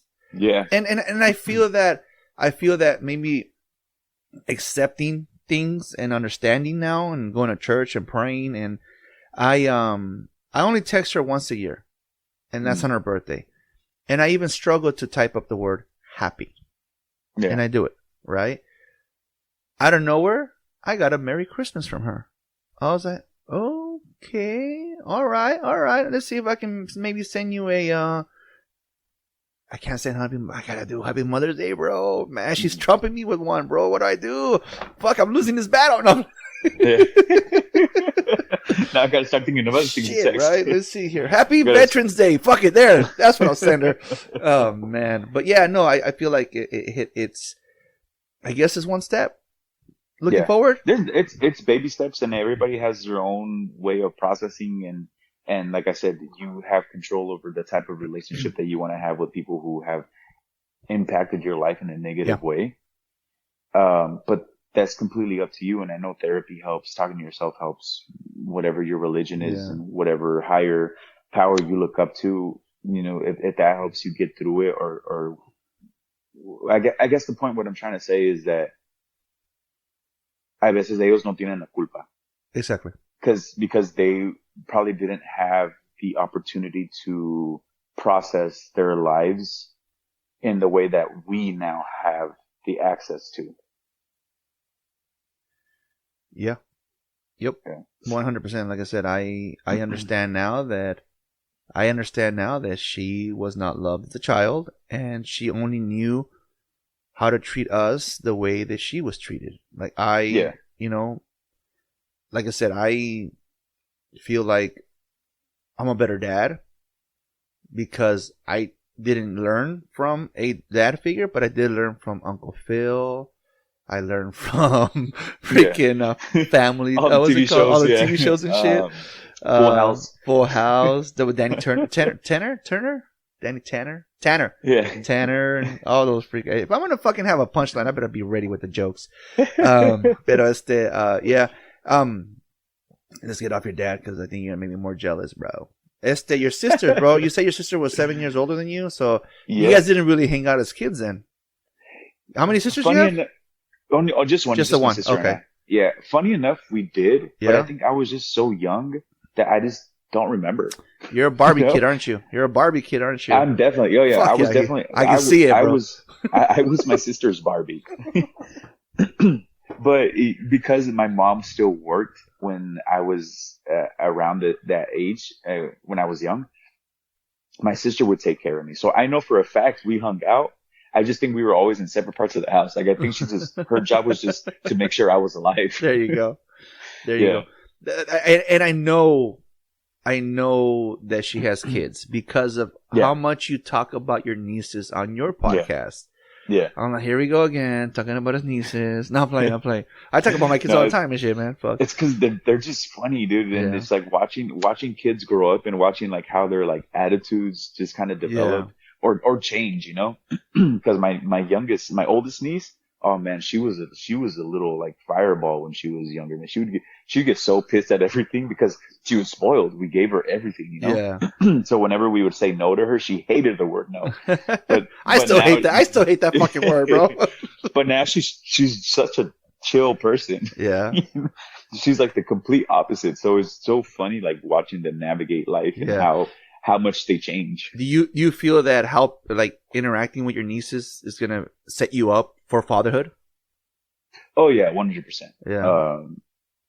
Because me and my nieces have such a strong relationship. I see them pretty much daily. You talk about them on your podcast, man, a lot. Yeah. So because I see them often. I see them every single day. My mom takes care of them after school, and I work with my family, so it's like I see them daily. You know, so I interact with them daily. Yeah.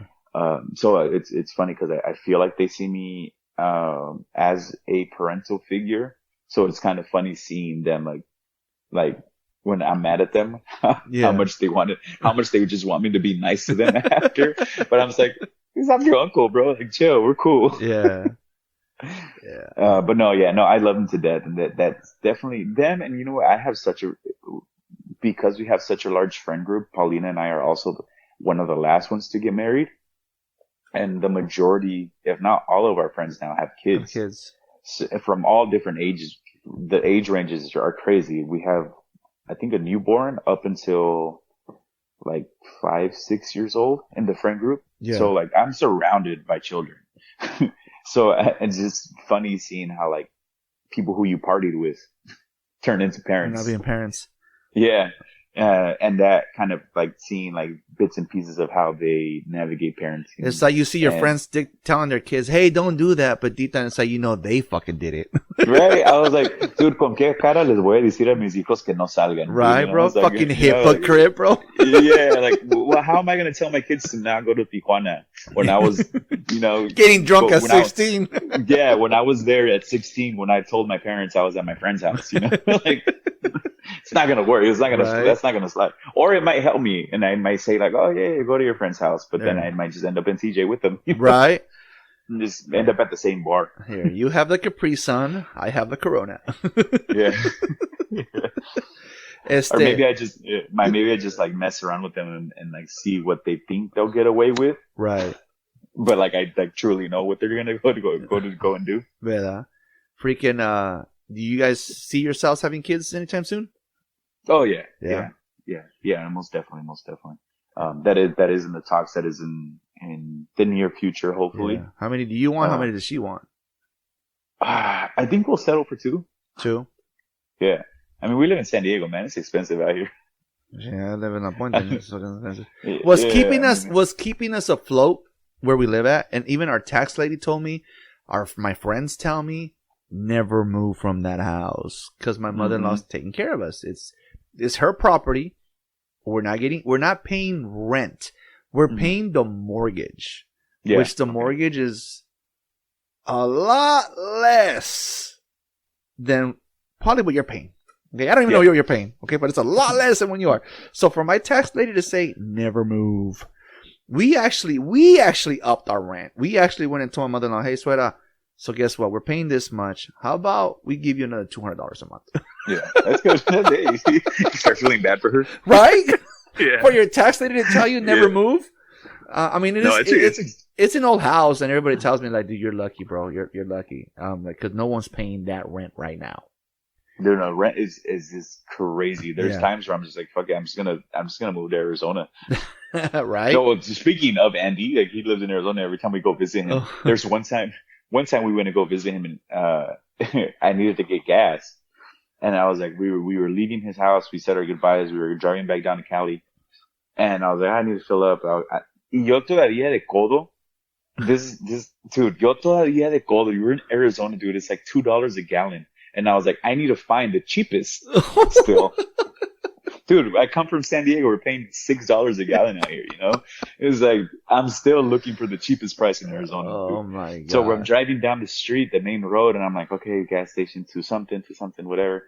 I'm like, fuck it. I'm going to go to the next exit over. Yeah. But this was one of the first times that I had visited Andy. The next exit over is California. Yeah. Like Andy's out right in that Yuma like borderline. And I was like, oh, hell no. I saw like 5 something. I immediately got off the next exit, popped a U-turn, went back to Arizona. $2 one? This fool. Yeah. Filled up in Arizona and drove back to San Diego. What'd you say earlier?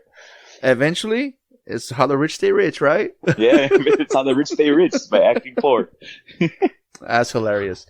I mean, I like Chevron. I use Chevron. Yeah. Sometimes I see article. I can save a whole fucking $1. No. What's saving me right now is that I drive a company car.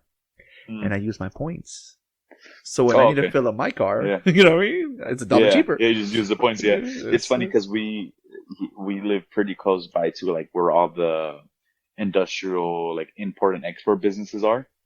So all the semi trucks, they get pretty cheap gas next to the border. Yeah. There's a Chevron next to my house, which is probably close to $6. But if I drive like 2 miles down, it's probably like closer to the 4. Jeez. So I drive down. Yeah, fucking do it.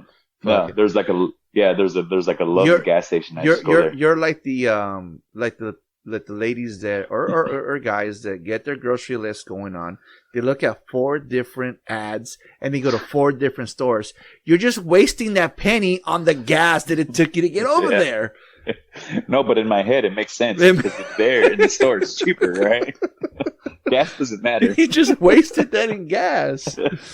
Oh my God. Pero well, let's get to it, man. Let's over here. Okay.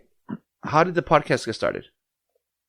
So the podcast started, so the brand Vive Con Huevos started. That's right. Right after. The clothing, right? I started it right after Vitality Bowls.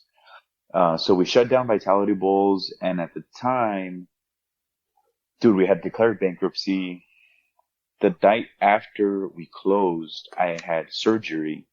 So I was kind of like, I wasn't bedridden, but I couldn't work with my dad because it was a blue collar job, and I had gotten the gastric bypass. So I couldn't do any heavy lifting. I couldn't do the work because it used my abdomen, you know? Yeah. Like la fuerza de estar moviendo las máquinas. So I was basically at home just rotting away. And because I had closed down the business, and I don't think I mentioned this, but I had dropped out of nursing school when I opened up the business. And so, tangent, I kind of just felt like I had lost my purpose. And like, as a man, like I'm not providing, like I'm living out the state, you know, which has no tiene nada de malo, but like, you know, coming from such a like go mindset. Yeah. To like not doing anything and just kind of just feeling, I guess, like useless in a way, you know, like I felt like I lost my purpose. I didn't know what to do with my life. I couldn't do anything. I was just at home. I was like depressed, you know. I was like, what the fuck do I do with my life now? Like I didn't know which way to turn. Yeah. And funny enough, Vive Con Huevos, the term was on my Instagram bio. I don't know when I put that on there. I don't know if I heard it from somebody, I just randomly thought about it. For some reason, it was on my Instagram bio. And I one day was archiving pictures, as one does when one's depressed. You don't want to see yourself happy, you know? So I'm on my Instagram just looking at old pictures of mine, and I'm just archiving stuff.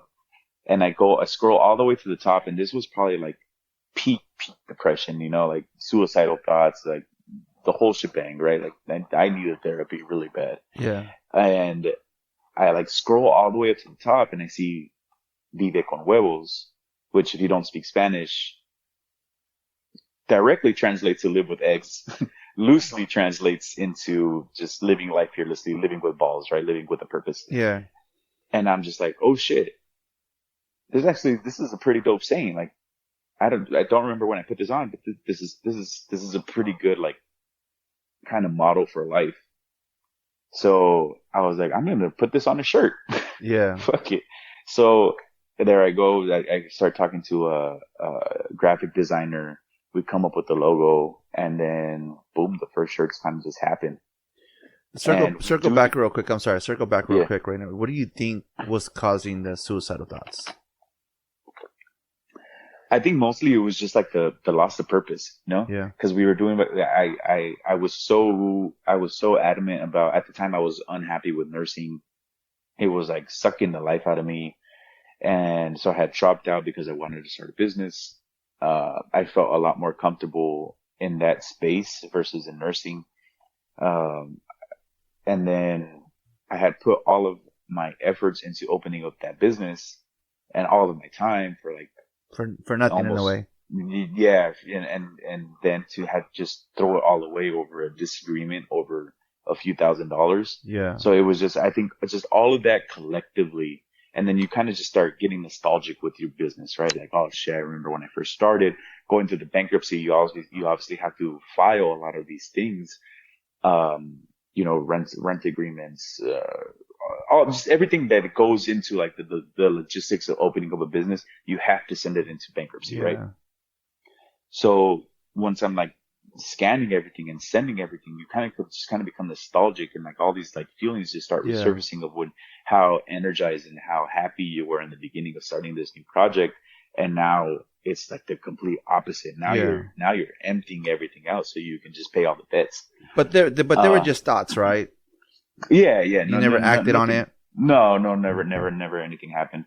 But then going back to the whole machista culture and being communicative, I never communicated that with anybody, how I was feeling. Yeah. You know, 'cause also I was still one of the youngest persons in my friend group going through something so big. I was like, who's going to understand me? Yeah. Who's going to know what I'm going through? And you know my life. Yeah. So I just felt like alone. Like I felt like I couldn't even talk to Paulina about it. Which was probably one of my biggest mistakes. I really couldn't even feel like I talked to my family about it because like obviously they're going through it with me. Yeah. So, you know, a depressed person talking to another depressed person, you know, and I guess in math terms, a negative and a negative turns into a positive, but it's just, I didn't see it that way. Yeah. So total, all that just kind of happened, and I was just kind of spiraling, and like I said, I felt like I had lost my purpose, and I think that was the biggest sentiment, was just, who am I? You're right. You know, now what am I going to do? How am I supposed to provide? And then culturally speaking, the man is the one that provides for the family. Exactly. Like now I barely have enough to pay the rent. I mean, luckily, I should say, I have enough money to pay the rent. Right. And give a little bit of money for groceries. Because at the time, like, Paulina was probably handling the majority of the weight. And so that kind of like fell into my pot too, of like, now I only have enough for this, you know, after being able to provide and live a pretty lavish life.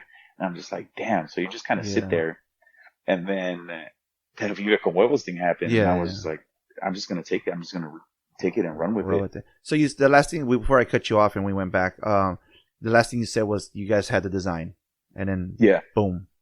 Yeah. And just on t-shirts, hats. I wouldn't know because I don't have any. I promise you, I'll send you everything.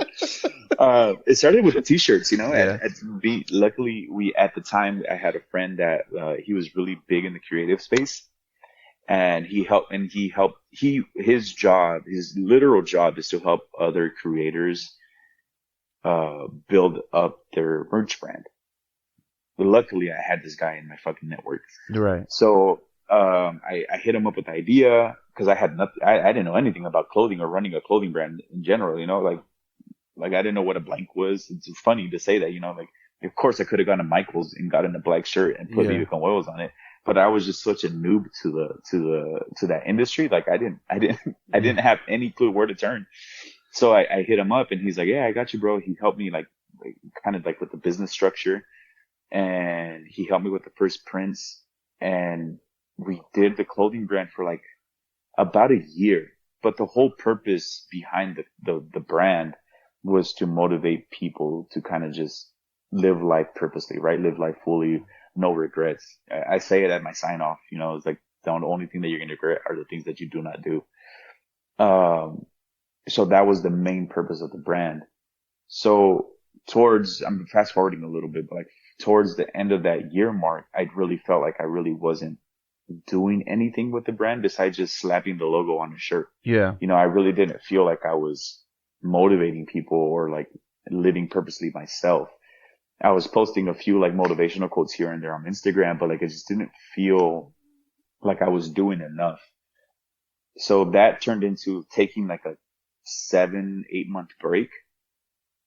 And then in that break, the whole podcast scene started booming up. And Paulina and I were like, I told Paulina and I was like, I kind of want to start a podcast. And we kind of just ping ponged ideas back and forth. Like, what are we going to talk about? Imposter syndrome just kind of settling in. It's like, who the hell's going to listen to me? You know, it's like, who am I to motivate people? Yeah. I mean, I still don't think I'm a motivational person. I just tell stories, you know? But it's the same purpose of my podcast. These stories can motivate people. It's like, hey, I think the biggest purpose overall was just like, you just never know who's listening and who's going to need that little piece of advice. Exactly. And that was the overall consensus of it. So, you know, one day I was luckily at the time, because of Vive Con Huevos, I started networking with other podcasters in the IE and in LA, and we kind of built a really good relationship through the brand when it was still a clothing brand. So then I messaged them and I was like, hey, you know what? I'm thinking of starting a podcast. Like, what do I need? What do I do? And then, I mean, luckily at the time they started selling kits on Instagram, on Amazon, like full podcast kits, like the recorder, the mic, everything you needed, just like a starter kit. And I had a YOLO moment, I had a Vive Con Huevos moment, and I just bought it. I think I like sat on it for like 2 months until like I finally pulled it out the box and I was like, all right, let's get this done. And we recorded like 3 pilot episodes. Yeah. That still haven't aired. I think I still have them. but yeah. And then from there, it's been an interesting 3 years, man. How much did you spend on that kit? God, like $200 probably. Fuck, I hate you, bro. I spent $1,000 on my first. Like, I decided, I'm going to have 4 guys in here all the time, me and 3 other guys, and always have 3 guests, and la. No, man, I bought 4 microphones, 4 stands, 4 arms, 4 cables, a mixer. No, man. I was like, that's what I'm saying. At the time, luckily, Amazon started selling these podcast kits. Yeah. And to this day, I still use that kit. I have not upgraded. I still use the same mics. I still use the same mixer. The only thing that's upgraded and that I've dropped money on is my cameras. This microphone, the podcast setup. This microphone you're looking at right here, $100. Yeah, I got 4 of them. You go on Amazon now? They're $60. Like, no mames, man. No. And then I bought this little Tascam recorder. That's what the laptop is plugged into. That's what the mixer's plugged into with the microphones and everything. $200. Ooh. The mixer was another $100. Yeah, but no, we've thought about upgrading, but now. But the beautiful everything works, right? The beautiful thing is that I'm gonna move the laptop real quick. The beautiful thing is, how did I have the funds to pay for that? You see that check up there? Yeah, that paid for it. Hell yeah! I got Salesman of the Year, and they slapped me with a $1,000 check. Oh, nice. So the funds were there, bro. Yeah, it was. I just put everything on the credit. Just put everything on a credit card. Well, of course that money went to a credit card, and then I'll figure it out later. But I'm talking about the cameras. Oh yeah, I'm still debating on that one. Yeah, I mean, I like it. You know, I think because of the time so many people were asking me for YouTube videos, I was just like, I didn't, because we were audio only for a year. Yeah. And then one day we had some podcasters from out in the IE, shout out Ponte las Pilas. They're the ones that are like, dude, you gotta hop on the YouTube game. It's like, you need to have visuals. And then I was like, fuck it. And I was like, and then they told me, it was like, doesn't matter what you start with. I literally started recording with my iPhone. Yeah. And it was such a hassle. It was such a hassle because at the time I didn't know how to use Adobe Premiere. Right. I edited everything on my Mac. and I used iMovie, and I would feed the audio, and I would feed the visuals, and I would line up my audio to my mouth. Yeah, there was no sync button, man. Yeah. Dude, it would take me a solid like 6 hours to edit a 1 hour podcast. Yeah, no. When I first started doing the podcast, it would take me the whatever hour was to record, the other hour or more editing. So I would listen to the whole thing. Mm-hmm. I think it took me. I've been doing this for what now? I'm going on 6 years doing this. Mm-hmm. That just like last year, I decided, wait a minute. So what if I make a mistake while recording, write it down on my notepad, and then just go back later on and edit that shit? Just remove the mistake. Yeah. Duh. Yeah, that saves me now 3 hours. So again, yes, the video podcast, everybody's talking about video podcasts. Friends tell me do video. First of all, I do not want to do video looking like the way I do. 1. 2, like you said, I don't want to spend 3 hours editing video, connecting the dots. Or I guess now there's Riverside app, pero what about the times that I have to stop to go use the restroom? What about the times that I have to stop for my promos and stuff like that? Mm-hmm. I got to cut in my buddy's promo in between. So no. This is just a hobby. Don't fucking stress out. It's just a hobby. That's what I tell myself. It's just a hobby. To each their own, bro. Yeah. There's audio. I mean, podcast started as audio only. Exactly. There's no visuals. My mentality is, if you're driving, you're not supposed to be watching fucking TV anyways. Mm-hmm. So our YouTube has been probably the hardest thing to grow, because our what's it called? The people who listen to you, but the average age. Oh God, I'm blanking on the word. Anyways, the age restriction part. No. Like the analytics. Okay. Of the ages that listen to you, they're like 28 and above for our podcast. So a lot of them aren't on YouTube anymore. So our YouTube has been pretty hard to grow. Yeah. But what I was gonna say is, like, everybody has their own style. Podcast started as audio only. If you really talk to the OGs of podcasting, they're gonna say it is an only audio type deal. It's just because of, if you want to grow on sponsorships and stuff like that, then you need the visuals.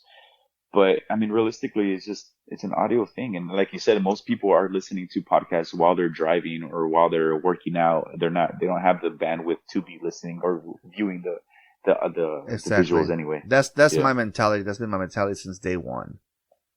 That's been my mentality since day one. So you did talk about going from week to week to week, because I used to do that shit. Now I just do it whenever I get I get an itch. And I have to record like so many in my itch. What do you call it? You work-life balance, work podcast balance, because you did weekly, so now you're doing bi-weekly. But you say you knock them out, like you bulk them up. Dude, that's got to take time, no? Yeah, well, actually, now this year, now that the wedding's done, we're back to weekly. Okay. So now we're dropping weekly episodes. When we were doing bi-weekly, it actually wasn't taking up a lot of my time, because we had so much to do. There was only maybe like 2 episodes that would air out a month. I had so much time to edit. Yeah.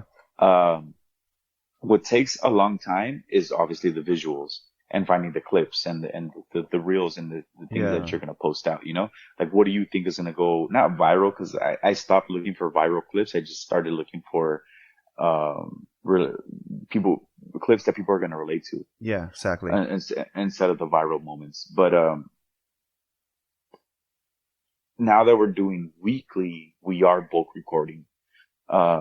Just because it's a lot easier now. Like now that I have the editing kind of down to a T, and honestly, there's so many like Premiere Pro just has so many things that you could use now that like cuts down my editing time tremendously. Right. And then AI is like crazy right now with podcasts. So that helps out too. So we're actually pre-recorded pretty far down the road right now. There you go. Yeah. So we stopped doing a lot of like the pop culture stuff, like the what's relevant right now, because we just didn't feel like that was us.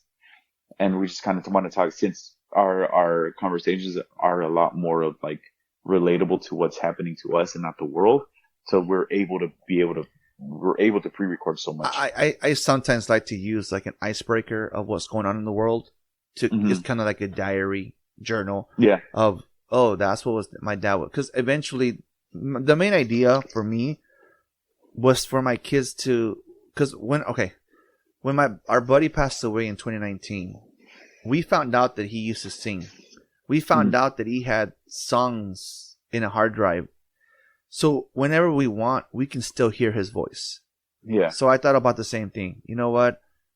Share my stories so that my kids can listen to this and realize, like, I was just having a conversation with my son yesterday. Kid, I don't know why you hate the world so much, man. You are loved. And I started giving him reasons like, dude, put my shoes on for 5 minutes and trust me, you're not going to survive. And so kind of like so they can go back and realize and listen to the stories, hear my voice and realize and realize, and kind of figure out what was going on in that timeline of his life. So sometimes I use like examples of what's going on in the world. And that's like an icebreaker because I do have people that aren't here nervous. You are a podcaster. You're not nervous. There are some people that come on. So I kind of start making them feel comfortable let's start with an icebreaker or whatever. And so, like I said, I use that as a timeline diary type shit of what was going on in the world. But let's get back to the definition of Vive Con Huevos, bro. You know, what does that mean to you? That's actually a really good question because I think so many people ask me that because, I founded it. And I think through the years, the definition has molded itself in various different ways. But I think just being real with myself, the only way that I can really put it is just being true to yourself and living life with intention and purpose rather than conformity.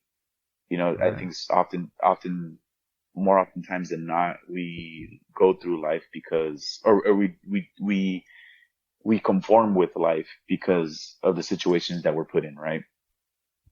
And very few times do we do things because we want to do it.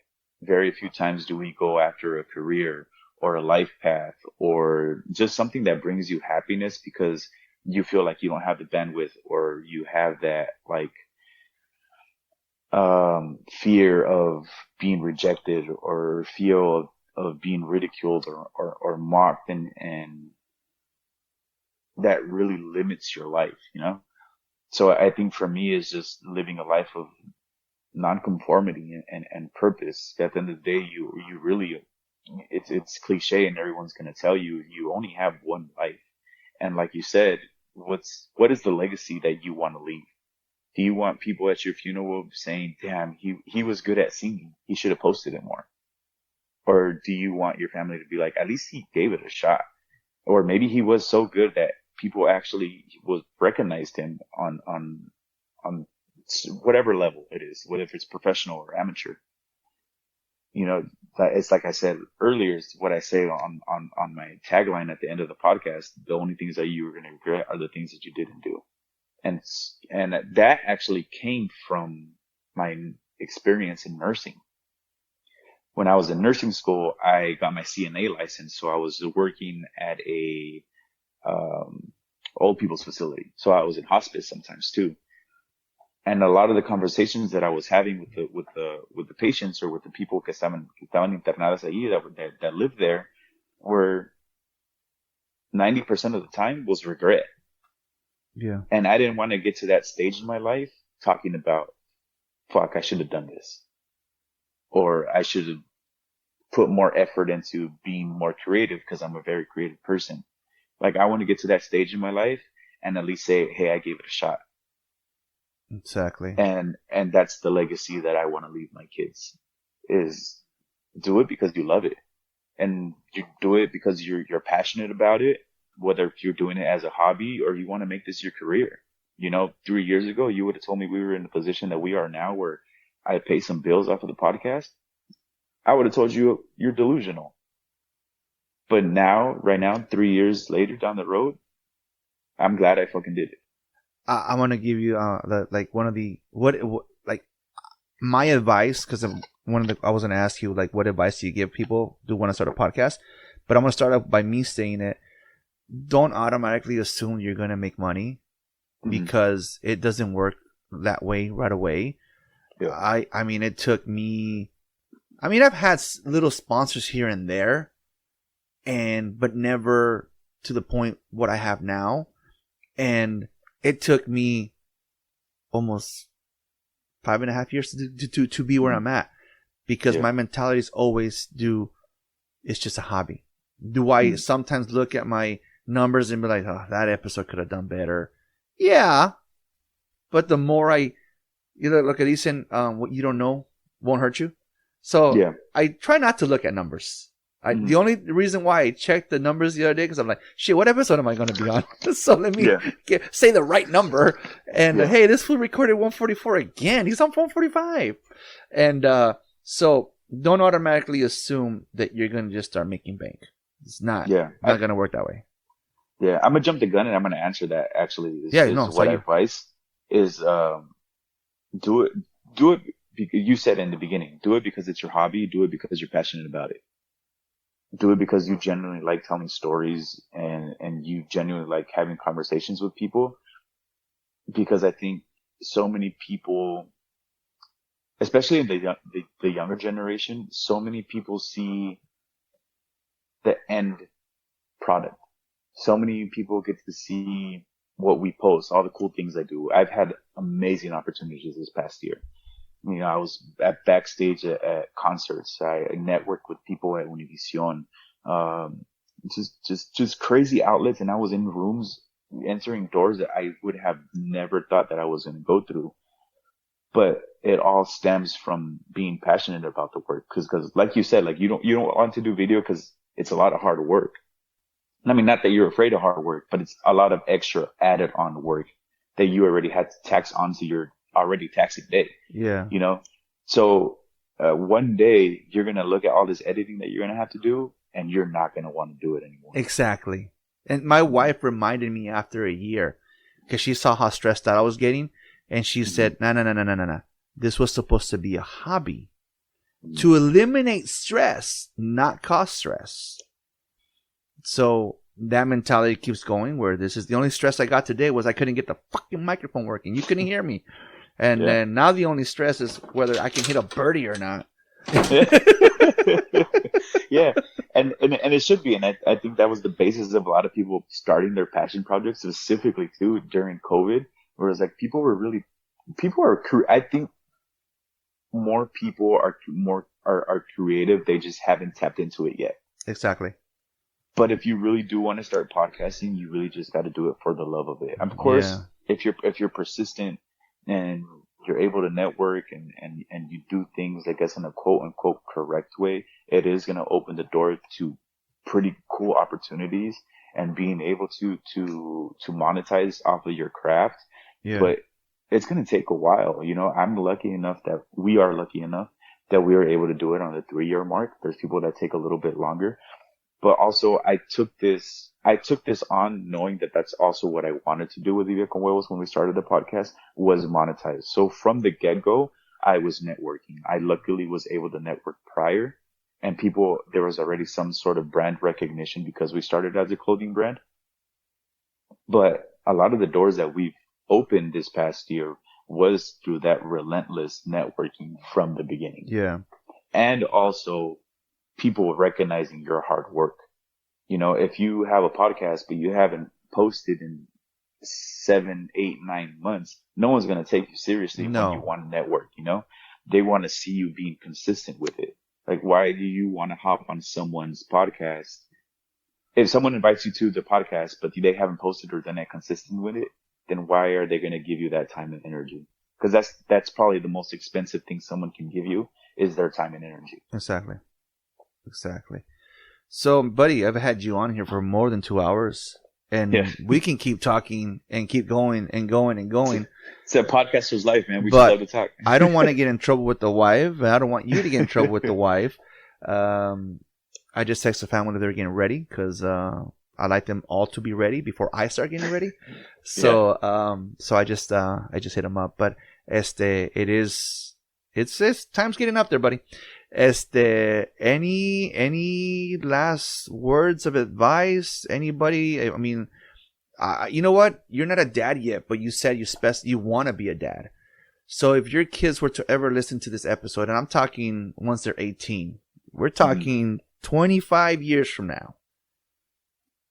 What, based on your upbringing, based on your life, what advice would you give them? Or even your nieces, what advice would you give your nieces if they listen to you right now? Like, I think just the whole premises of what Vive Con Huevos is, and I said it right now earlier, is just live life purposely.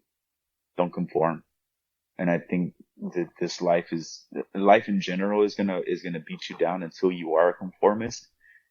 But don't be afraid to push the limits a little bit, and be true to who you are, and speak up for yourself, and truly be happy. Because at the end of the day, regardless, even if you are pursuing your passion project, there's going to be a day where you wake up and you're tired and you don't want to edit and you don't want to go take pictures and you don't want to do something that you set out yourself off to do. Yeah. But you got to remind yourself that, like, you started this for a reason and this is what you're truly happy doing. Yeah. And at the end of the day, that's what should matter, is that you're happy and content and you didn't conform and you didn't get to that old age where you can't go back anymore and say, fuck, I should have done it. Yeah. That's beautiful said, bro. Beautiful said. Beautifully beautiful. My grammar's trash, bro. It's a 2 hour. My kids, my kids is, I'm still complaining about the first 23 minutes and my microphones weren't working. I hold grudges, bro. I hold grudges. But learn to let go, bro. Let go. I gotta live with huevos. Anyways, This episode was sponsored by SolarX Insurance. See, I'm messing up. Let me start over again. This episode was sponsored by SolarX Insurance. Fast, friendly, and affordable coverage. Need an SR22? They can help. Ride a car or motorcycle covered? They got you. Already have insurance? They have options. SolarX helps all drivers no matter the situation. Call 877-736-4719. That's 877-736-4719 and get back on the road with confidence. Again, this is my boy. I went to high school with him. He has his own business and you guys should really hit him up. And Mario, again, bro, thank you for taking the time. Thank you for being a good sport with all the merch jokes I threw at you. I promise I'll send you some. Just remind me, send me the DM with the sizes. Okay. And again, thank you for taking the time, buddy, and for having patience this morning because I couldn't start this shit. And so, like I end every podcast, Mario, thank you for riding with me. No, appreciate it, Andy. Thank you so much, and thank you for having me, brother. All right. Anytime, bro. Cuando quieras otra vez. Take it easy. Thank you for listening to Ride With Me, the Flat Tire Indie Podcast. You can also listen to us on iTunes, Spotify, and Podbean.